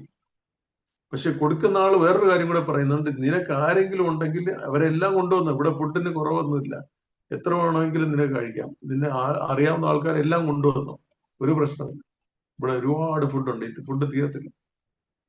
അപ്പൊ ഇന്ന് അവിടെ ഒരാൾക്ക് മാത്രമേ ഫുഡുള്ളെങ്കിൽ നമ്മൾ വേറൊരാളടുത്ത് പറഞ്ഞില്ലെങ്കിലും കുഴപ്പമില്ല. എന്ന് വെച്ചാൽ എനിക്ക് ആദ്യം വയറ് നിറച്ച് കഴിക്കണം അല്ലെ. പക്ഷെ വയറ് നിറച്ച് നീ കഴിച്ചിട്ട് അവിടെ കൊടുക്കുന്ന ആൾ പറയുന്നത്, എത്ര പേരെയും കൊണ്ടുവന്ന് ഇവിടെ ഫുഡിന് ഒരു കുറവില്ലെന്ന് പറഞ്ഞിട്ട് കഴിഞ്ഞിട്ടും നമ്മൾ ഈ കൂട്ടുകാരനോട് പോയി പറഞ്ഞില്ലെങ്കിൽ നമ്മൾ ഈ പറയാത്ത ആൾ അത്ര നല്ലൊരാളല്ല. It's a cruel man. അതായത് നീ വയറ് നിറച്ച് കഴിച്ചു, എന്നിട്ട് വിശന്നിരിക്കുന്ന അവനോട് നീ പറയുന്നില്ല അവിടെ ഫുഡുണ്ട്, ഞാൻ വയറ് നിറച്ച് കഴിച്ചു, നീ പോയി കഴിച്ചു.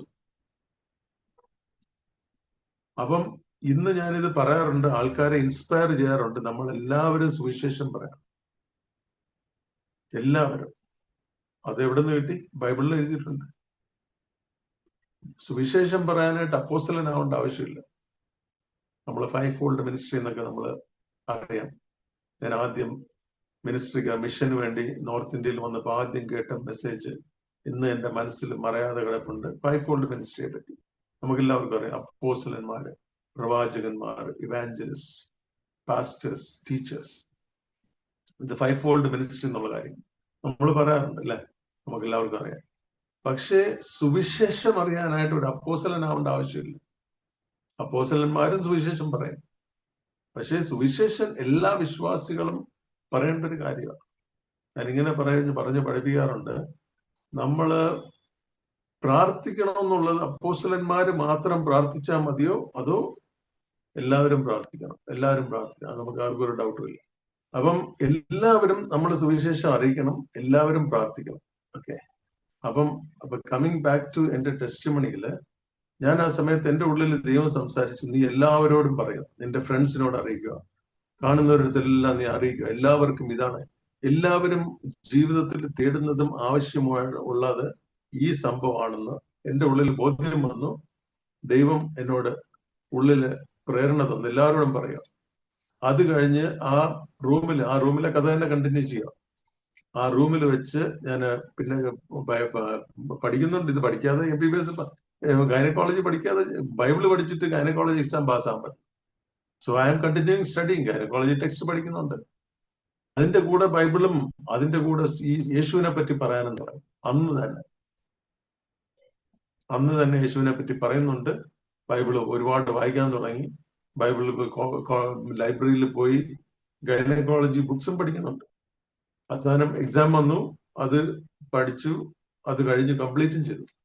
പലരും എന്നോട് ചോദിക്കാറുണ്ട്, കംപ്ലീറ്റ് ചെയ്തു എന്ന് വെച്ചാൽ എന്റെ ഉള്ളില് എന്തെങ്കിലും ഒരു കാര്യം തുടങ്ങിയിട്ട് പകുതി വെച്ചിട്ട് പോകുന്ന ഒരു സ്വഭാവമില്ല. കംപ്ലീറ്റ് ചെയ്യണം ഒരു ടൈപ്പ് പേഴ്സണാലിറ്റി എന്റെ ഉള്ളിലുണ്ട്. അപ്പം എനിവേ അത് കംപ്ലീറ്റ് ചെയ്തു. കംപ്ലീറ്റ് ചെയ്യുന്നതിന് മുമ്പേ ഞാൻ യേശുവിനെ അറിഞ്ഞു. യേശുവിന്റെ ഈ സന്ദേശം ആൾക്കാരുടെ, എന്റെ ഫ്രണ്ട്സിനോടെല്ലാം പറയാൻ തുടങ്ങി. അതായത് പഴയ കോളേജിൽ ഉണ്ടായിരുന്ന ഫ്രണ്ട്സിനോടെല്ലാം ഞാൻ പോയി പറയാൻ തുടങ്ങി. പിന്നെ അത് കഴിഞ്ഞ് MBBS കംപ്ലീറ്റ് ചെയ്തിട്ട് യു ബിക്കം എ ഡോക്ടർ. അത് കഴിഞ്ഞിട്ട് ഞാൻ തിരിച്ച് വന്നിട്ട് നാട്ടിൽ വന്നു.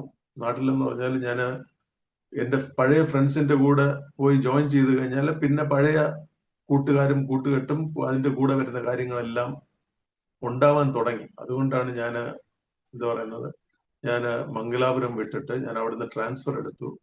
നേരെ എവിടെ വന്നു? ട്രിവാൻഡ്രം മെഡിക്കൽ കോളേജിൽ വന്ന് ജോയിൻ ചെയ്തു. അവിടെയാണ് ഇന്റേൺഷിപ്പ് കംപ്ലീറ്റ് ചെയ്തത്. ഇന്റേൺഷിപ്പ് എന്ന് പറയാൻ 1 year ആയിട്ടുള്ള ഹൗസ് സർജൻസി അവിടെ കംപ്ലീറ്റ് ചെയ്തു. പക്ഷെ എന്റെ ബൈക്കിലും അവിടെ എല്ലായിടത്തും ജീസസ് എന്നൊക്കെ എഴുതി വെച്ച് കാണുന്നവരടുത്തെല്ലാം യേശുവിനെ പറ്റി പറയുക. ഇതാണ് എന്റെ ഒരു it became part of me. യേശുവിനെ പറ്റി പറയുക. ഇന്റേൺഷിപ്പ് 1 year ഉണ്ട്.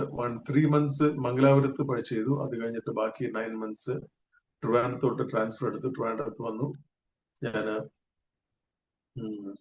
ഞാൻ കംപ്ലീറ്റ് ചെയ്തു അവിടെ ഇന്റേൺഷിപ്പ്. ആ ഇന്റേൺഷിപ്പ് ചെയ്യുന്ന സമയത്ത് ഇനിയിപ്പോ എന്തായാലും വിശ്വാസത്തിൽ വന്നു. ഞാൻ ട്രിവാൻഡ്രത്ത് ഒരു ചർച്ച് ഉണ്ടായിരുന്നു, ആ ചർച്ചിൽ പോകാൻ തുടങ്ങി. പണ്ടൊക്കെ മ്യൂസിക്കിൽ ഭയങ്കര ഇൻട്രസ്റ്റ് ഉള്ളതുകൊണ്ട് ഒരു ഇംഗ്ലീഷ് ചർച്ചില് ട്രിവാൻഡ്രത്ത് ഞാൻ പോവുക. ഹൈലൻഡ് ചർച്ച് എന്ന് പറഞ്ഞൊരു ചർച്ച് ട്രിവാൻഡ്രത്ത്.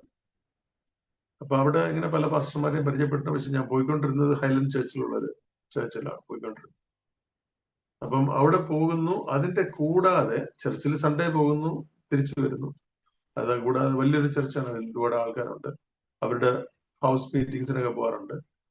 പക്ഷെ അത് കൂടാതെ എന്നെ അറിയാവുന്ന ഒരു കൊല്ലത്തുനിന്നുള്ളൊരു ദേവദാസൻ, പുള്ളി അന്ന് ഒരു ബൈബിൾ ടീച്ചറായിരുന്നു, ചർച്ചിന്റെ ഒരു എൽഡർ ആയിരുന്നു. ഇന്ന് പുള്ളിയാണ് ആ ചർച്ചിന്റെ പാസ്റ്റർ. കൊല്ലത്തൊരു നല്ലൊരു ചർച്ചുണ്ട്, ആ ചർച്ചിന്റെ പാസ്റ്റർ വിനോദ് എന്ന് പറയും.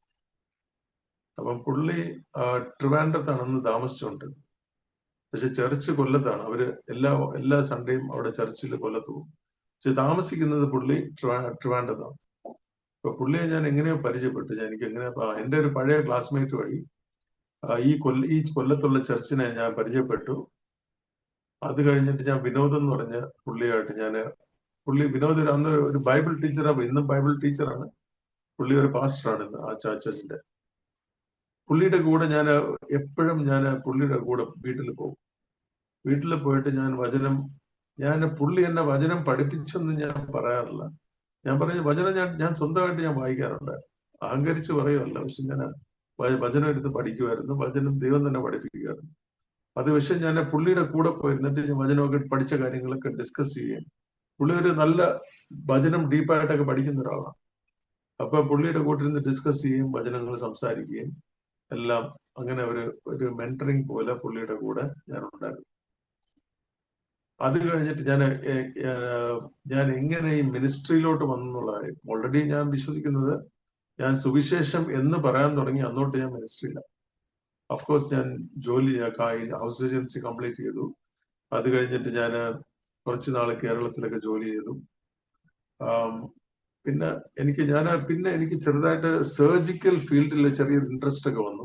സർജറി, ചില പടം വരയ്ക്കാൻ കഴിവുണ്ട്, കയ്യിൽ നല്ല കുറച്ച് സ്കിൽഡ് ആയിട്ടുള്ള കഴിവുണ്ട്. അപ്പൊ ഞാൻ വിചാരിച്ചു സർജറി ചെയ്യാന്നൊക്കെ എനിക്ക് ചെറിയ ഇൻട്രസ്റ്റ് ഒക്കെ വന്നു. ഞാൻ സർജറി ചെയ്യാന്ന് വിചാരിച്ചു. പക്ഷെ ഞാൻ എറണാകുളത്ത് ഒരു ഹോസ്പിറ്റലിലോട്ട് വർക്ക് ചെയ്തു, മെഡിസിൻ സർജറിയിൽ വർക്ക് ചെയ്ത് കുറച്ചാള്. പക്ഷെ അത് കഴിഞ്ഞ് പതുക്കെ ഞാൻ പറയുന്നത് വെച്ചാൽ, ഞാൻ എൻ്റെ ഫാദർ പറഞ്ഞിട്ടാണ് ഞാൻ മെഡിസിൻ ജോയിൻ ചെയ്ത് ഞാൻ പറഞ്ഞായിരുന്നു. അത് കഴിഞ്ഞ് ആ മിഷൻ ഞാൻ കംപ്ലീറ്റ് ചെയ്ത് എൻ്റെ ഫാദറിന്റെ അടുത്ത ആഗ്രഹമായിരുന്നു, ഞാൻ അടുത്ത പഠിത്തത്തിലേക്ക് കാല് വെക്കുക, ഞാൻ നിന്റെ കൂടെ ഉണ്ടെന്നൊക്കെ പുള്ളി അങ്ങനെ പറയുന്നുണ്ട്. പക്ഷെ പുള്ളിയുടെ അടുത്ത് ഞാൻ പറഞ്ഞു, ഞാൻ എന്നോട് പറഞ്ഞു, ഇനി ഞാൻ സൂക്ഷിച്ചും കണ്ടുമൊക്കെ ഒരു തീരുമാനം എടുക്കൂ എന്നുള്ളൊരു തീരുമാനം ഞാൻ ഉള്ളിലെടുത്തു. അതായത് എന്റെ ഡെസിഷൻ എടുക്കണം, അതായത് ഫാദറിന്റെ പ്രേരണയാലല്ല, എന്റേതായിട്ടുള്ള ഒരു തീരുമാനം എടുക്കണം എന്നുള്ള എനിക്ക് ഉറപ്പുണ്ടായിരുന്നു. ഇപ്പൊ കുറച്ചുകൂടെ പ്രായമായല്ലോ, അപ്പൊ എനിക്ക് ബോധ്യം ഉണ്ടായിരുന്നു, ഇനി ഫാദറിന്റെ ഇൻഫ്ലുവൻസിൽ എന്ന് പറഞ്ഞ് നടക്കാതെ സ്വന്തമായിട്ട് നിനക്ക് എന്ത് വേണം അത് ചെയ്യുക. പക്ഷെ സർജറിയിൽ ഒരു ചെറിയ ഇൻട്രസ്റ്റ് ഉണ്ടായിരുന്നു. പക്ഷെ എന്നാലും ഞാൻ പല ഹോസ്പിറ്റൽസിലൊക്കെ വർക്ക് ചെയ്തു. പക്ഷെ എനിക്കെന്തോ കുറച്ചു കഴിഞ്ഞ് എനിക്ക് മനസ്സിലായി, എനിക്ക് എന്താ പറയുന്നത്, സർജറി എന്ന് പറഞ്ഞാൽ വേറൊരു സ്റ്റൈലിലാണ് ഇപ്പൊ സർജറിയൊക്കെ നടക്കുന്നത്. അതായത് പണ്ടത്തെ ഉള്ള ഹാൻഡ് സ്കിൽ എന്ന് വെച്ചുള്ള സർജറി ഒന്നുമല്ല, ഇപ്പൊ കൂടുതലും വേറെ രീതിയിലുള്ള സർജറിയൊക്കെ നടക്കുന്നത്. അപ്പൊ എനിക്ക് എല്ലാം ചിന്തിച്ച് ഞാൻ മിഷൻ ഹോസ്പിറ്റലിലൊക്കെ വർക്ക് ചെയ്തായിരുന്നു. നോർത്ത് ഇന്ത്യയിൽ മിഷൻ ഹോസ്പിറ്റലിലൊക്കെ വർക്ക് ചെയ്തു. അവിടെ സിസേറിയനൊക്കെ ചെയ്യാൻ തുടങ്ങി. പക്ഷെ എന്തോ പതുക്കെ ഞാൻ തീരുമാനിച്ചു, എനിക്ക് മനസ്സിലായി, എൻ്റെ ഉള്ളിൽ നിന്ന് മനസ്സിലായി, ഈ മെഡിക്കൽ ഫീൽഡ് എൻ്റെ ജീവിതകാലം ഫുള്ള് കണ്ടിന്യൂ ചെയ്യണമോ വേണ്ടയോ, ചെയ്യുമോ ഇല്ലയോ എന്നൊക്കെ എനിക്ക് എൻ്റെ ഉള്ളിൽ തന്നെ എനിക്ക് ഡൗട്ട് ഉണ്ടായിരുന്നു. അതുകൊണ്ട് ഞാൻ ആ സർജിക്കൽ ഫീൽഡിലോട്ട് ഞാൻ കാല് വെച്ചില്ല. അതല്ലാതെ ഞാനൊരു ഫാമിലി മെഡിസിൻ എന്ന് പറഞ്ഞൊരു 3 years പോസ്റ്റ് ഗ്രാജുവേഷൻ ചെയ്തു. അതൊരു മിഷൻ ഹോസ്പിറ്റലിൽ ഞാൻ ചെയ്തു. അതിന്റെ ഡീറ്റെയിൽസ് ഒന്നും ഞാൻ പോകുന്നില്ല, ഞാൻ അതെല്ലാം അങ്ങോട്ട് പോകുന്നില്ല. പക്ഷെ എല്ലാം കംപ്ലീറ്റ് ചെയ്തു. പക്ഷെ ആ മിഷൻ ഹോസ്പിറ്റലിൽ വർക്ക് ചെയ്യുന്ന മിഷൻ ഹോസ്പിറ്റൽ എന്ന് പറഞ്ഞാൽ അവിടെ പല മിഷൻ ഫീൽഡിലോട്ട് പോകുന്ന ആൾക്കാരും വന്ന് വർക്ക് ചെയ്യുന്ന ഒരു ഹോസ്പിറ്റലാണ്. അവിടെ ഞാൻ വർക്ക് ചെയ്തു. അത് കഴിഞ്ഞിട്ട് ഞാൻ പറഞ്ഞ എറണാകുളത്ത് ഞാൻ മിഷൻ ഹോസ്പിറ്റലിൽ വർക്ക് ചെയ്യുമ്പോൾ അവിടെ ഒരു കാത്തലിക് ഹോസ്പിറ്റലിൽ വർക്ക് ചെയ്തു. അവിടെ വർക്ക് ചെയ്യുമ്പോൾ ഞാൻ അവിടെയും ഒരു ചേർച്ച് കണ്ടുപിടിച്ചു. അതായത് ഹൈലൻഡ് ചർച്ചിന്റെ ഒരു ബ്രാഞ്ച് അവിടെ ഉണ്ടായിരുന്നു കൊച്ചിയിൽ, പാസ്റ്റർ ജേക്കബ് എന്ന് പറയും. പുള്ളിയുടെ ചർച്ചിൽ ഞാൻ പോകുന്നുണ്ടായിരുന്നു. അവിടെ ഞാൻ പോയിക്കൊണ്ടിരിക്കുമ്പോൾ എല്ലാ സൺഡേയും അവിടെ ഹോസ്പിറ്റലിൽ ജോലി ചെയ്യുന്നു. അത് കഴിഞ്ഞ് സൺഡേ ചർച്ചിൽ പോകുന്നു. സൺഡേ ചർച്ചിൽ ഒരു പ്രാവശ്യം പോകുമ്പോൾ അവിടെയും എല്ലാം ഞാൻ പോകുന്നിടത്തെല്ലാം ഞാനിങ്ങനെ ദൂത് കേൾക്കുന്നു. ഇനിയിപ്പോ ഒരു പ്രാവശ്യം ഞാൻ തുടക്കത്തില് ഒരു ദൂത് കേട്ടാണ് വിശ്വാസത്തിൽ വന്നത്, പ്രവചന ദൂത് കേട്ട്. അത് കഴിഞ്ഞിട്ട് ഞാൻ എവിടെ പോയാലും ഈ ദൂത് പറയുന്ന ആൾക്കാരെ, പ്രവചനം പറയുന്ന ആൾക്കാരെ കാണുമ്പോൾ എനിക്കറിയാം. അറ്റ് ദ സെയിം ടൈം ചുമ്മാതെയൊക്കെ പറയുന്ന ആൾക്കാരെ ചുമ്മാതെ പറയുന്നത് കേൾക്കുമ്പോഴേ എനിക്കറിയാം ദൈവം ഒരു ഡിസേൺമെന്റ് ഒക്കെ തന്നിട്ടുണ്ട്. അതുകൊണ്ട് എനിക്ക് ദൈവത്തിൽ നിന്നുള്ളത് എന്തുവാണ്, ദൈവത്തിൽ നിന്നല്ലാത്ത എന്തുവാണെന്നൊക്കെ എനിക്ക് മനസ്സിലാകും. വചനവും പഠിക്കുന്നുള്ളതുകൊണ്ട് എനിക്ക് കാര്യങ്ങളാണ്. പക്ഷെ ദൈവത്തിന്റെ വചനത്തിൽ എനിക്ക് നല്ല വിശ്വാസം ഉണ്ടായിരുന്നു. ഞാൻ അവിടെ ദൈവം സംസാരിക്കാറുണ്ട്. ദൈവം നിന്നെ ഉപയോഗിക്കാൻ പോകുന്നു, ദൈവം നിന്നെ വചനം പഠിപ്പിക്കാനായിട്ട് ഉപയോഗിക്കാൻ പോകുന്നു, ദൈവം നിനക്ക് വിസ്ഡം തരാൻ പോകുന്നു. ഇങ്ങനെയുള്ള പല ദൂതുകളും എൻ്റെ അടുത്ത് ദേവദാസന്മാർ ഇങ്ങനെ പറയുന്നുണ്ടായിരുന്നു. അപ്പൊ അത് ഓൾറെഡി നടക്കുന്നുണ്ട്. ഞാൻ വചനം പഠിക്കുന്നുണ്ട്, വചനം എനിക്ക് മനസ്സിലാകുന്നുണ്ട്, ഞാൻ ആൾക്കാരുടെ അടുത്ത് സംസാരിക്കാറുണ്ട്, വചനം ഇതൊക്കെ നടക്കുന്നുണ്ട്. അപ്പൊ എനിക്കറിയാം ഇത് കൺഫർമേഷൻ എന്നുള്ള എനിക്ക് കാര്യങ്ങൾ അറിയാം. പക്ഷേ ഒരു പ്രാവശ്യം ഞാൻ പോകുന്നുണ്ടിരുന്ന ആ ചർച്ചില് ഒരു ദേവദാസൻ വന്നു, നോർത്ത് ഇന്ത്യ എന്നൊരു ദേവദാസൻ. പേര് പറയുന്നുണ്ട്, നല്ല കാര്യം പറയുന്ന പേര് പറയുന്നുണ്ട്, പ്രശ്നമില്ല. അതുകൊണ്ട് PM ഫിലിപ്പ് എന്ന് പറഞ്ഞൊരു പാസ്റ്റർ, നോർത്ത് ഇന്ത്യയിൽ കാശ്മീരിലുള്ളൊരു ദേവദാസൻ. പുള്ളി ഇവര് നാട്ടിൽ വരുമ്പോഴേക്കും ചില ചർച്ചുകളിൽ പോയി സംസാരിക്കുമല്ലോ. അപ്പൊ പുള്ളി ഞങ്ങളുടെ ചർച്ചിലായിരുന്നു അന്ന് സൺഡേ സംസാരിക്കുന്നത്. പുള്ളി, എനിക്കറിയത്തില്ല PM ഫിലിപ്പ് ആരാന്ന്. അപ്പൊ പുള്ളി ഇങ്ങനെ സംസാരിക്കുന്നതിന്റെ ഇടയിൽ പുള്ളി ഇങ്ങനെ സംസാരിച്ചതിന്റെ ഇടയ്ക്ക് അതിനു മുമ്പ് ഒരു കാര്യം പറയുക. അതായത് ഞാൻ ബൈബിൾ ഒരുപാട് വായിക്കുമെന്ന് പറഞ്ഞല്ലോ. അത് ഞാൻ ബൈബിൾ വായിക്കുമ്പോൾ എനിക്ക് റോമൻസ് 15:19-20 റോമറിന്റെ 15:19-20 ഈ വചനം എന്റെ മനസ്സിൽ വന്ന് തട്ടി. അതായത് അവിടെ എഴുതിയിട്ടുണ്ട്, പൗലോസ് പറയുന്നുണ്ട്, നമ്മൾ കേരളത്തിൽ നമ്മൾ മംഗലാപുരത്ത് പഠിച്ചിട്ട് തിരിച്ച് കേരളത്തിൽ വരുമ്പോഴേക്കും കേരളത്തിൽ ഒരുപാട് ചർച്ചുകളുണ്ട്, ഒരുപാട് പാസ്റ്റർമാരുണ്ട്. അപ്പം എന്റെ മനസ്സിൽ ആ പൗലോസിന്റെ ആ വചനം വന്ന് തട്ടിയെന്ന് വെച്ചാല്, പൗലോസ് പറയുന്നുണ്ട്, ഞാൻ ഇന്ന സ്ഥലം തൊട്ട് ഇന്ന സ്ഥലം വരെ, അതായത് ഒരുപാട് വൈഡ് ആയിട്ടുള്ള ഒരു സ്ഥലമാണ് പുള്ളി പറയുന്നത്, ഇവിടെ വരെ ഞാൻ ഫുള്ളായിട്ട് സുവിശേഷം അറിയിച്ചു. എന്നിട്ട് പൗലോസ് പറയുന്നത് ഇനി ഞാൻ ഇവിടെ തന്നെ അങ്ങ് കൂടാൻ പോവാന്നല്ല പൗലോസ് പറയുന്നത്, ഞാന് സുവിശേഷം, അതായത് യേശു എന്നുള്ള പേര് പോലും കേട്ടിട്ടില്ലാത്ത സ്ഥലങ്ങളിലേക്ക് എനിക്ക് പോകണം. അതായത് എനിക്ക് വേറൊരുവന്റെ അടിസ്ഥാനത്തിൽ പണിയാൻ എനിക്ക് ആഗ്രഹമില്ല എന്ന് പൗലോസ് പറയുന്ന ആ വാക്ക് എന്റെ ഉള്ളിൽ വചനം വായിക്കുമ്പോൾ ഏതോ ഒരു സമയത്ത് എന്റെ ഉള്ളിൽ തട്ടിയിട്ടുണ്ട്. അപ്പൊ എനിക്കറിയാം ഇതാണ് ചെയ്യേണ്ടത്. നമ്മൾ കേരളത്തിൽ നോക്കുമ്പോഴേക്കും നമ്മൾ ഒരുപാട് ചർച്ചുണ്ട്, എനിക്ക് കാണുമ്പോൾ എല്ലാവരും കാണുമ്പോൾ അറിയാം, ചർച്ചുണ്ട്, അവിടെ വിളിക്കപ്പെട്ട ആൾക്കാർ അവിടെ നിൽക്കുന്നതുകൊണ്ട് തെറ്റൊന്നുമില്ല. പക്ഷെ എന്റെ ഉള്ളിൽ ഒരു ബോധം വന്ന്, ഇവിടെ ഒരുപാട് ചർച്ചുണ്ട്, ഒരുപാട് പാസ്റ്റേഴ്സ് ഉണ്ട്, നമുക്ക് പൗലോസ് പറയുന്ന പോലെ എവിടെ സുവിശേഷം എത്തിയിട്ടില്ലാത്ത, അതായത് യേശുവിന്റെ പേര് പോലും കേട്ടിട്ടില്ലാത്ത സ്ഥലത്ത് എനിക്ക് പോകണം എന്ന് പൗലോസ് പറയുന്ന വാക്കുകളൊക്കെ എന്റെ മനസ്സിൽ വന്ന് തട്ടുന്നു.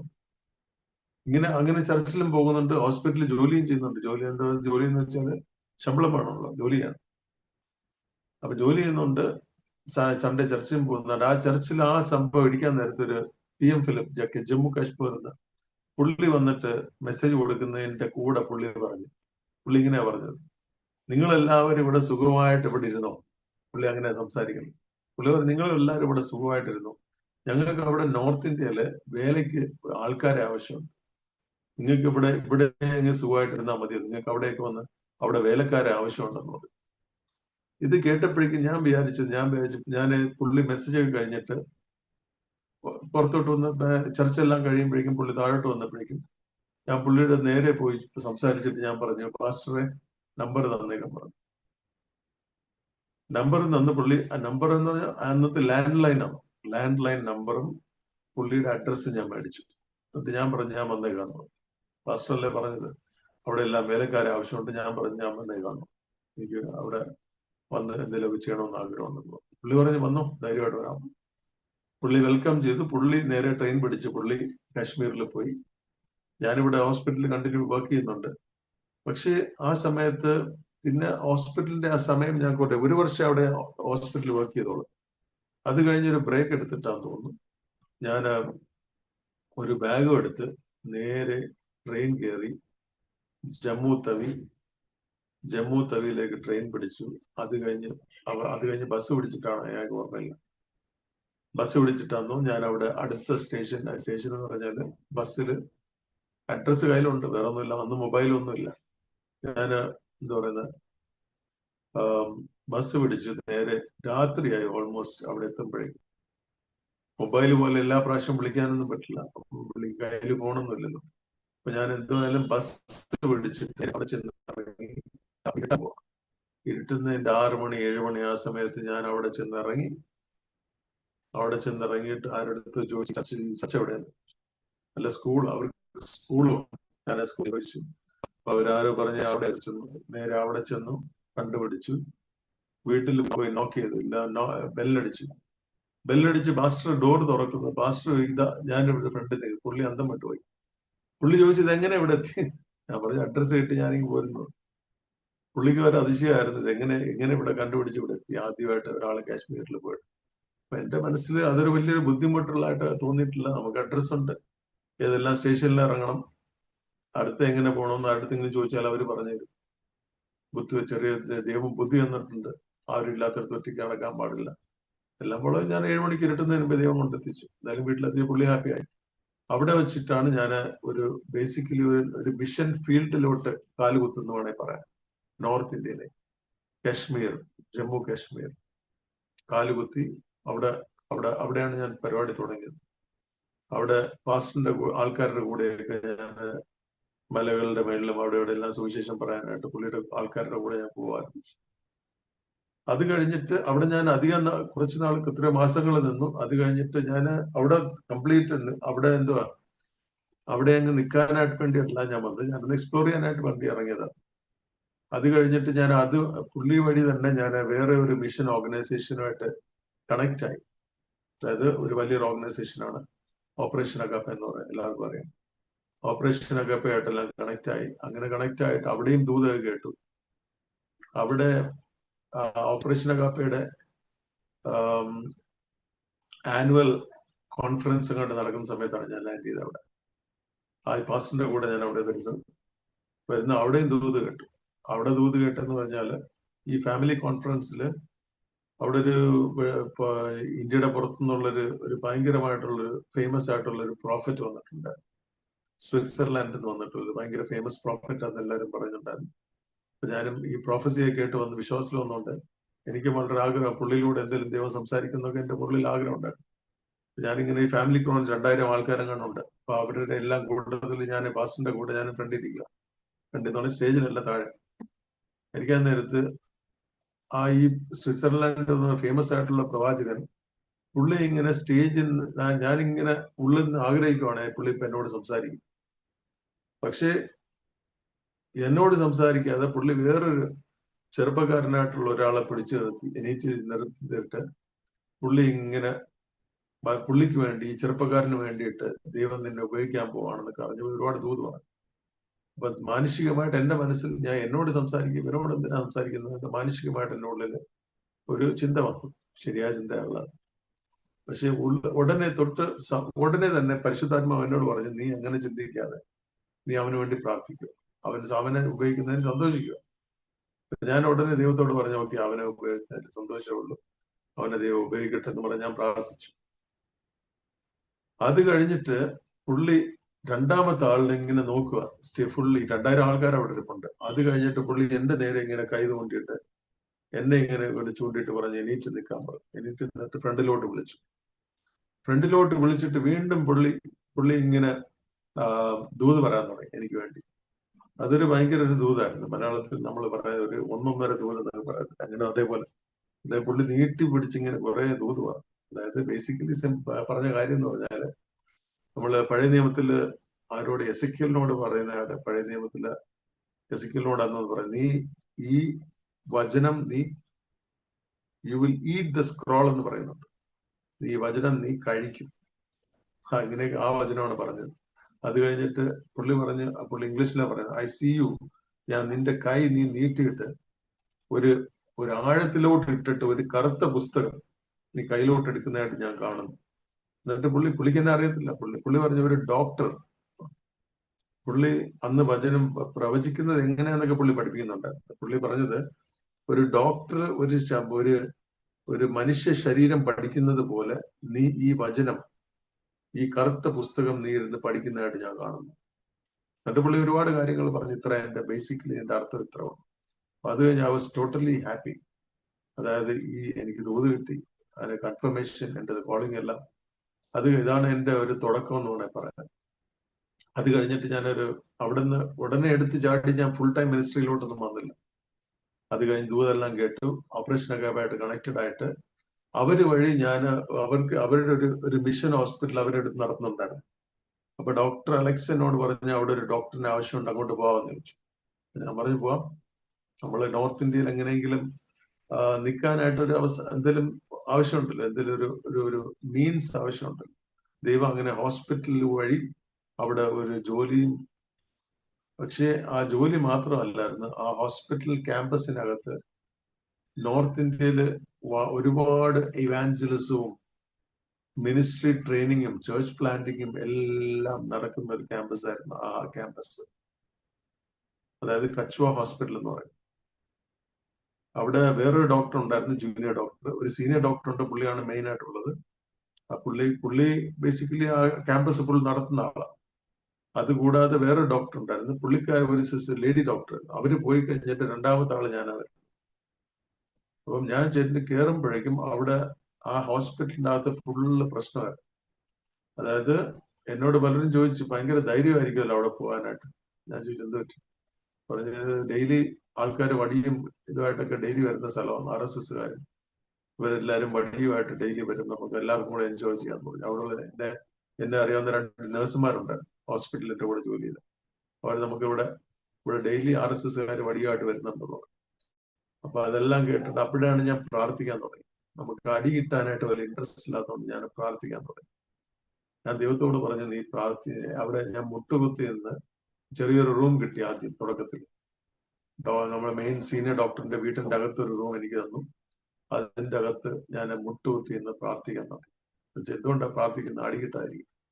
എന്നുവെച്ചാല് അടി കിട്ടുന്ന സമയത്ത് ഡോക്ടറിനായിരിക്കും അടി കിട്ടുന്നത്, ബാക്കി എല്ലാവരും സൈഡിൽ നിൽക്കത്തുള്ളൂ, മെയിൻ ആളാണ്.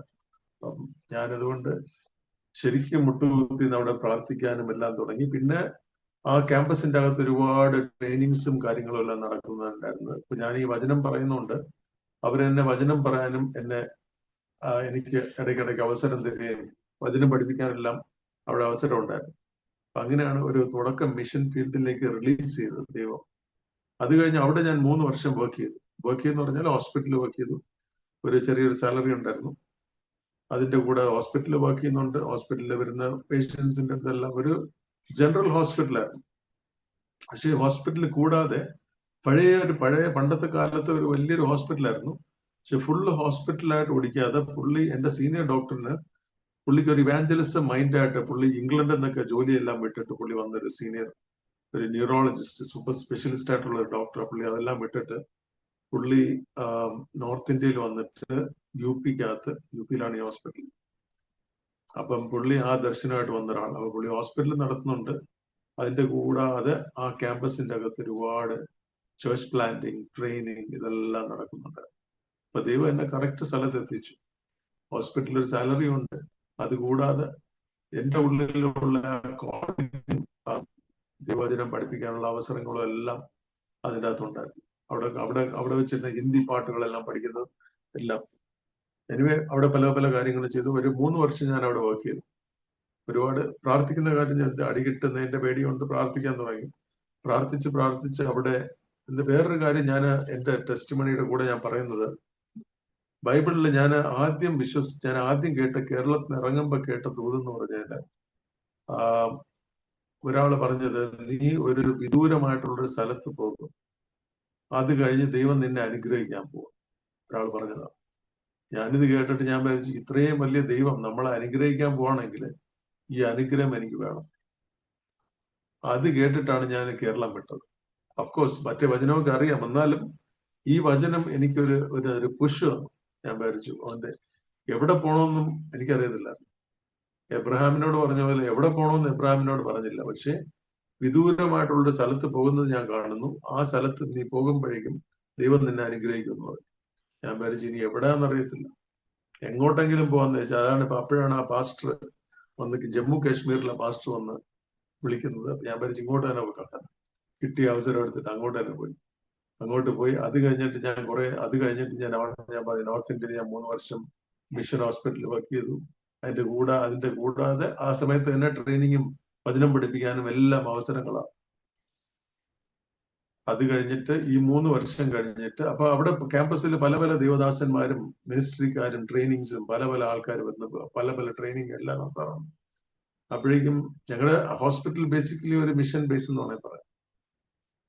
അപ്പം അവിടെ വന്നൊരു ദേവദാസൻ, അലഹബാദിൽ നിന്ന് വന്നൊരു അലഹബാദ് എന്ന് പറഞ്ഞാല് ഞങ്ങളുടെ ഹോസ്പിറ്റലിൽ നിന്നൊരു 50 കിലോമീറ്റർ അടുത്തുള്ള ഒരു സ്ഥലമാണ്. അവിടുന്ന് ഒരു ദേവദാസൻ മലയാളിയായിട്ടുള്ള ഒരു പുള്ളി എന്നോട് പറഞ്ഞു, പുള്ളി കണ്ടു എനിക്ക് മിനിസ്ട്രിയുടെ ഇൻട്രസ്റ്റ് ഉണ്ട്. കണ്ടിട്ട് പുള്ളി എന്നോട് പറഞ്ഞു, ഒരു കാര്യം ചെയ്ത് ഇത് ഇവിടുത്തെ സമയം കഴിഞ്ഞിട്ട് അങ്ങോട്ട് അലഹബാദിലോട്ട് പോകാം, നമുക്ക് ഒരുമിച്ച് എന്തെങ്കിലും മിനിസ്ട്രി ചെയ്യാമോ.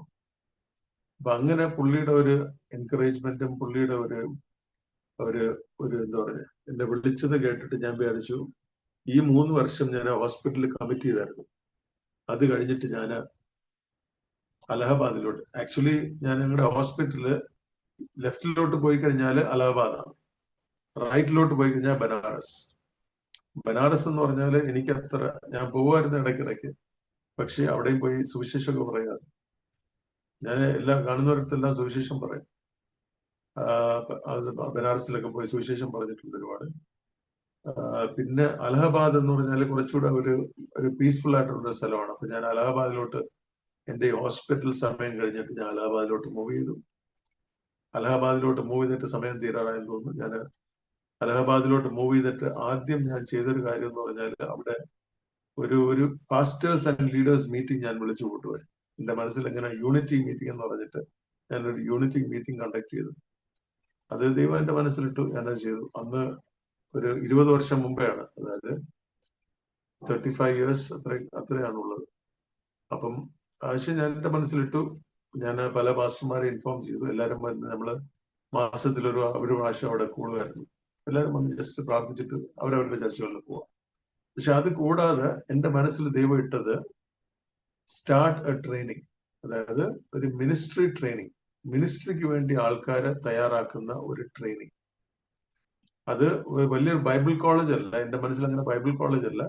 അതായത് പ്രാക്ടിക്കലായിട്ട് നമ്മൾ വചനം പഠിപ്പിക്കുക. നമ്മള് വില്ലേജുകളിലുള്ള ആൾക്കാർക്ക് ഇപ്പൊ നമ്മൾ 3 വർഷം ബൈബിൾ കോളേജ് 3 വർഷം പോയിട്ട് അവർ 1 വർഷം പോലെ നിൽക്കത്തില്ല. അപ്പം അവരുടെ തലയിൽ ഇതൊന്നും കയറത്തില്ല. അപ്പൊ നമ്മുടെ പ്രാക്ടിക്കലായിട്ടുള്ള കാര്യം അതുകൊണ്ടല്ല, പക്ഷെ എന്റെ മനസ്സിൽ ഡയറക്റ്റ്ലി ദൈവം ഇട്ടത് ആൾക്കാർക്ക് ആവശ്യമുള്ളത് പഠിപ്പിക്കുക, നമ്മൾ മനസ്സിലാക്കിയ ബേസിക് ഡോക്ടറിൻസ് പഠിപ്പിക്കുക. ദൈവവേല ചെയ്യുന്ന ഒരുപാട് വില്ലേജിലെ ആൾക്കാരുണ്ട്. അപ്പൊ അവർക്ക് ബേസിക് ആയിട്ടുള്ള വചനങ്ങൾ പറഞ്ഞ് മനസ്സിലാക്കുക, അവരെ പഠിപ്പിക്കുക, അവരവരുടേതായിട്ടുള്ള ഫീൽഡുകളിൽ പോയിട്ട് വേല ചെയ്യുക. അങ്ങനെയുള്ള ട്രെയിനിങ്, ഇൻഫോർമൽ ട്രെയിനിങ് നമ്മൾ സ്റ്റാർട്ട് ചെയ്തു. ഞാൻ വഴി സ്റ്റാർട്ട് ചെയ്തു. എന്റെ കൂടെ വേറൊരു പാസ്റ്റർ ഉണ്ടായിരുന്നു. ആ ദൈവകൃപയാല് ആ ട്രെയിനിങ് നമ്മളെ വഴി സ്റ്റാർട്ട് ചെയ്തത് ഇന്നും അത് കണ്ടിന്യൂ ചെയ്തു. അത് കേൾക്കുമ്പോൾ എനിക്ക് വളരെ സന്തോഷമുണ്ട്. എന്റെ പേരിൽ നടക്കുന്നില്ല എന്നേ ഉള്ളൂ, പക്ഷെ ആ ട്രെയിനിങ് നമ്മളെ വഴി സ്റ്റാർട്ട് ചെയ്തത് അവിടെ നടക്കുന്നുണ്ട്.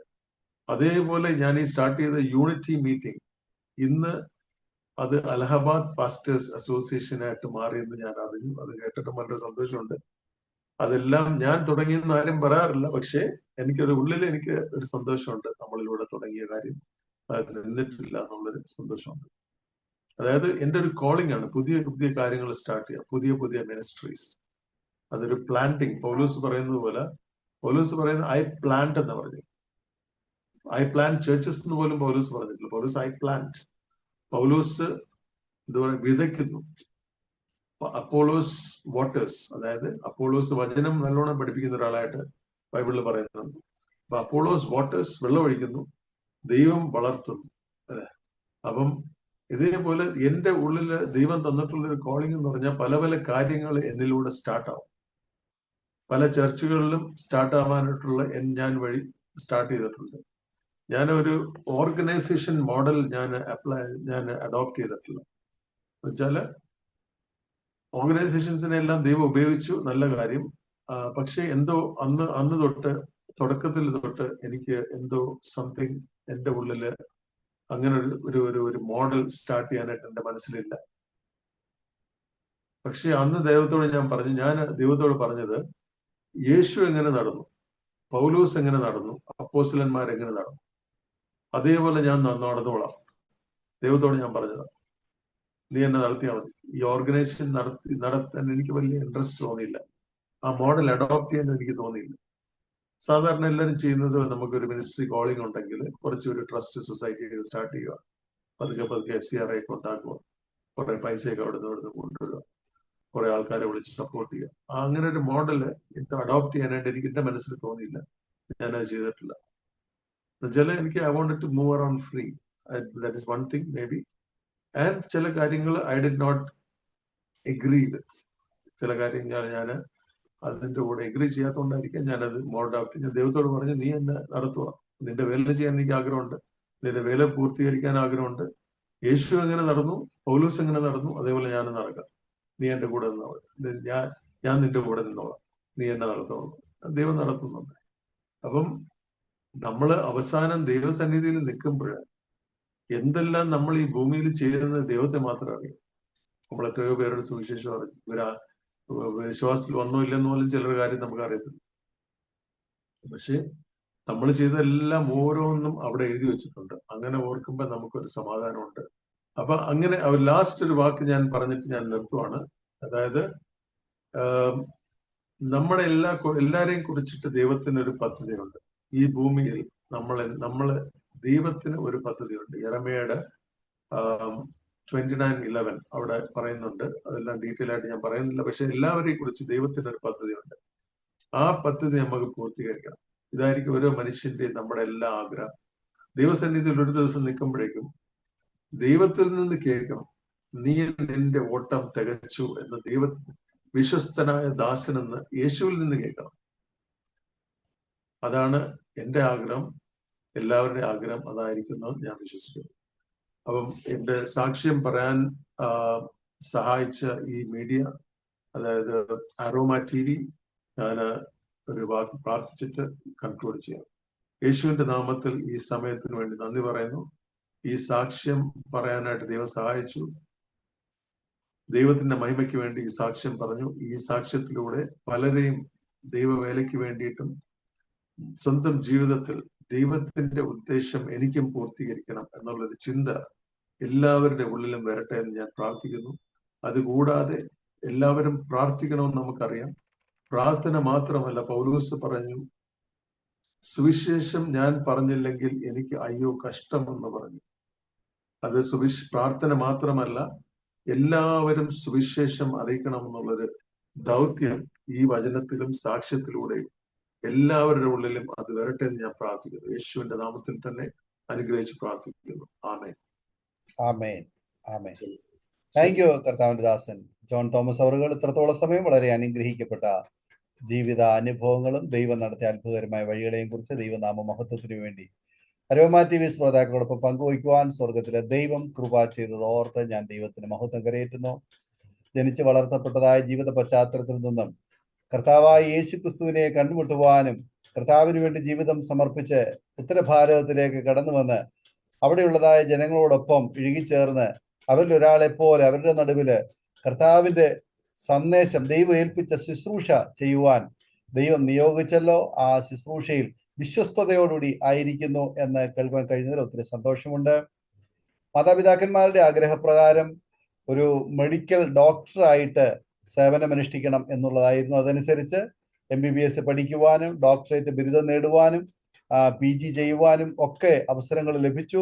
എന്നാൽ അതിനേക്കാൾ ഉപരിയായി ആ ലൈഫ് തുടർന്ന് മുന്നോട്ട് പോകുന്നതിനേക്കാൾ ഉപരിയായി ക്രിസ്തുവിന് വേണ്ടി അപ്പോസ്തലനായ പൗലോസ് പറഞ്ഞതുപോലെ, അല്ലെങ്കിൽ മോശ പറഞ്ഞതുപോലെ, കർത്താവിന്റെ മഹത്വമുള്ള ശുശ്രൂഷയിൽ ദൈവം ആക്കിയിരിക്കുന്ന ഇടത്ത് അയക്കുന്ന ഇടത്ത് കർത്താവിന്റെ സാക്ഷ്യം വഹിക്കുവാൻ വേണ്ടിയിട്ട് ജീവിതം സമർപ്പിക്കുവാനും അങ്ങനെയുള്ളൊരു നിലപാടെടുത്ത് ഇന്നും ആ ഒരു ശുശ്രൂഷയിലായിരിക്കുന്നു.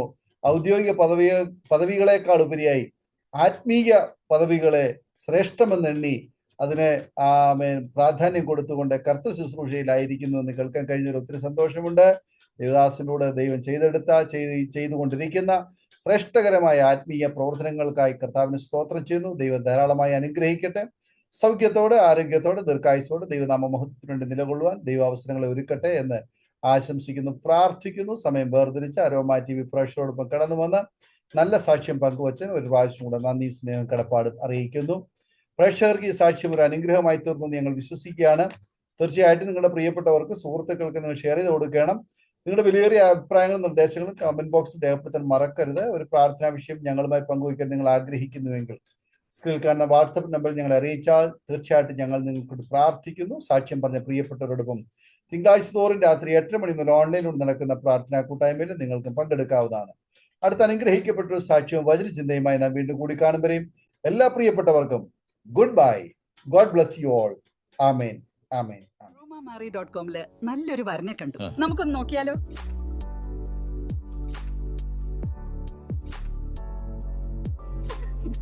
എന്തായാലും നമ്മൾ അറോമ മാറി തെരഞ്ഞെടുത്തത് ശരിയായ തീരുമാനമായിരുന്നു.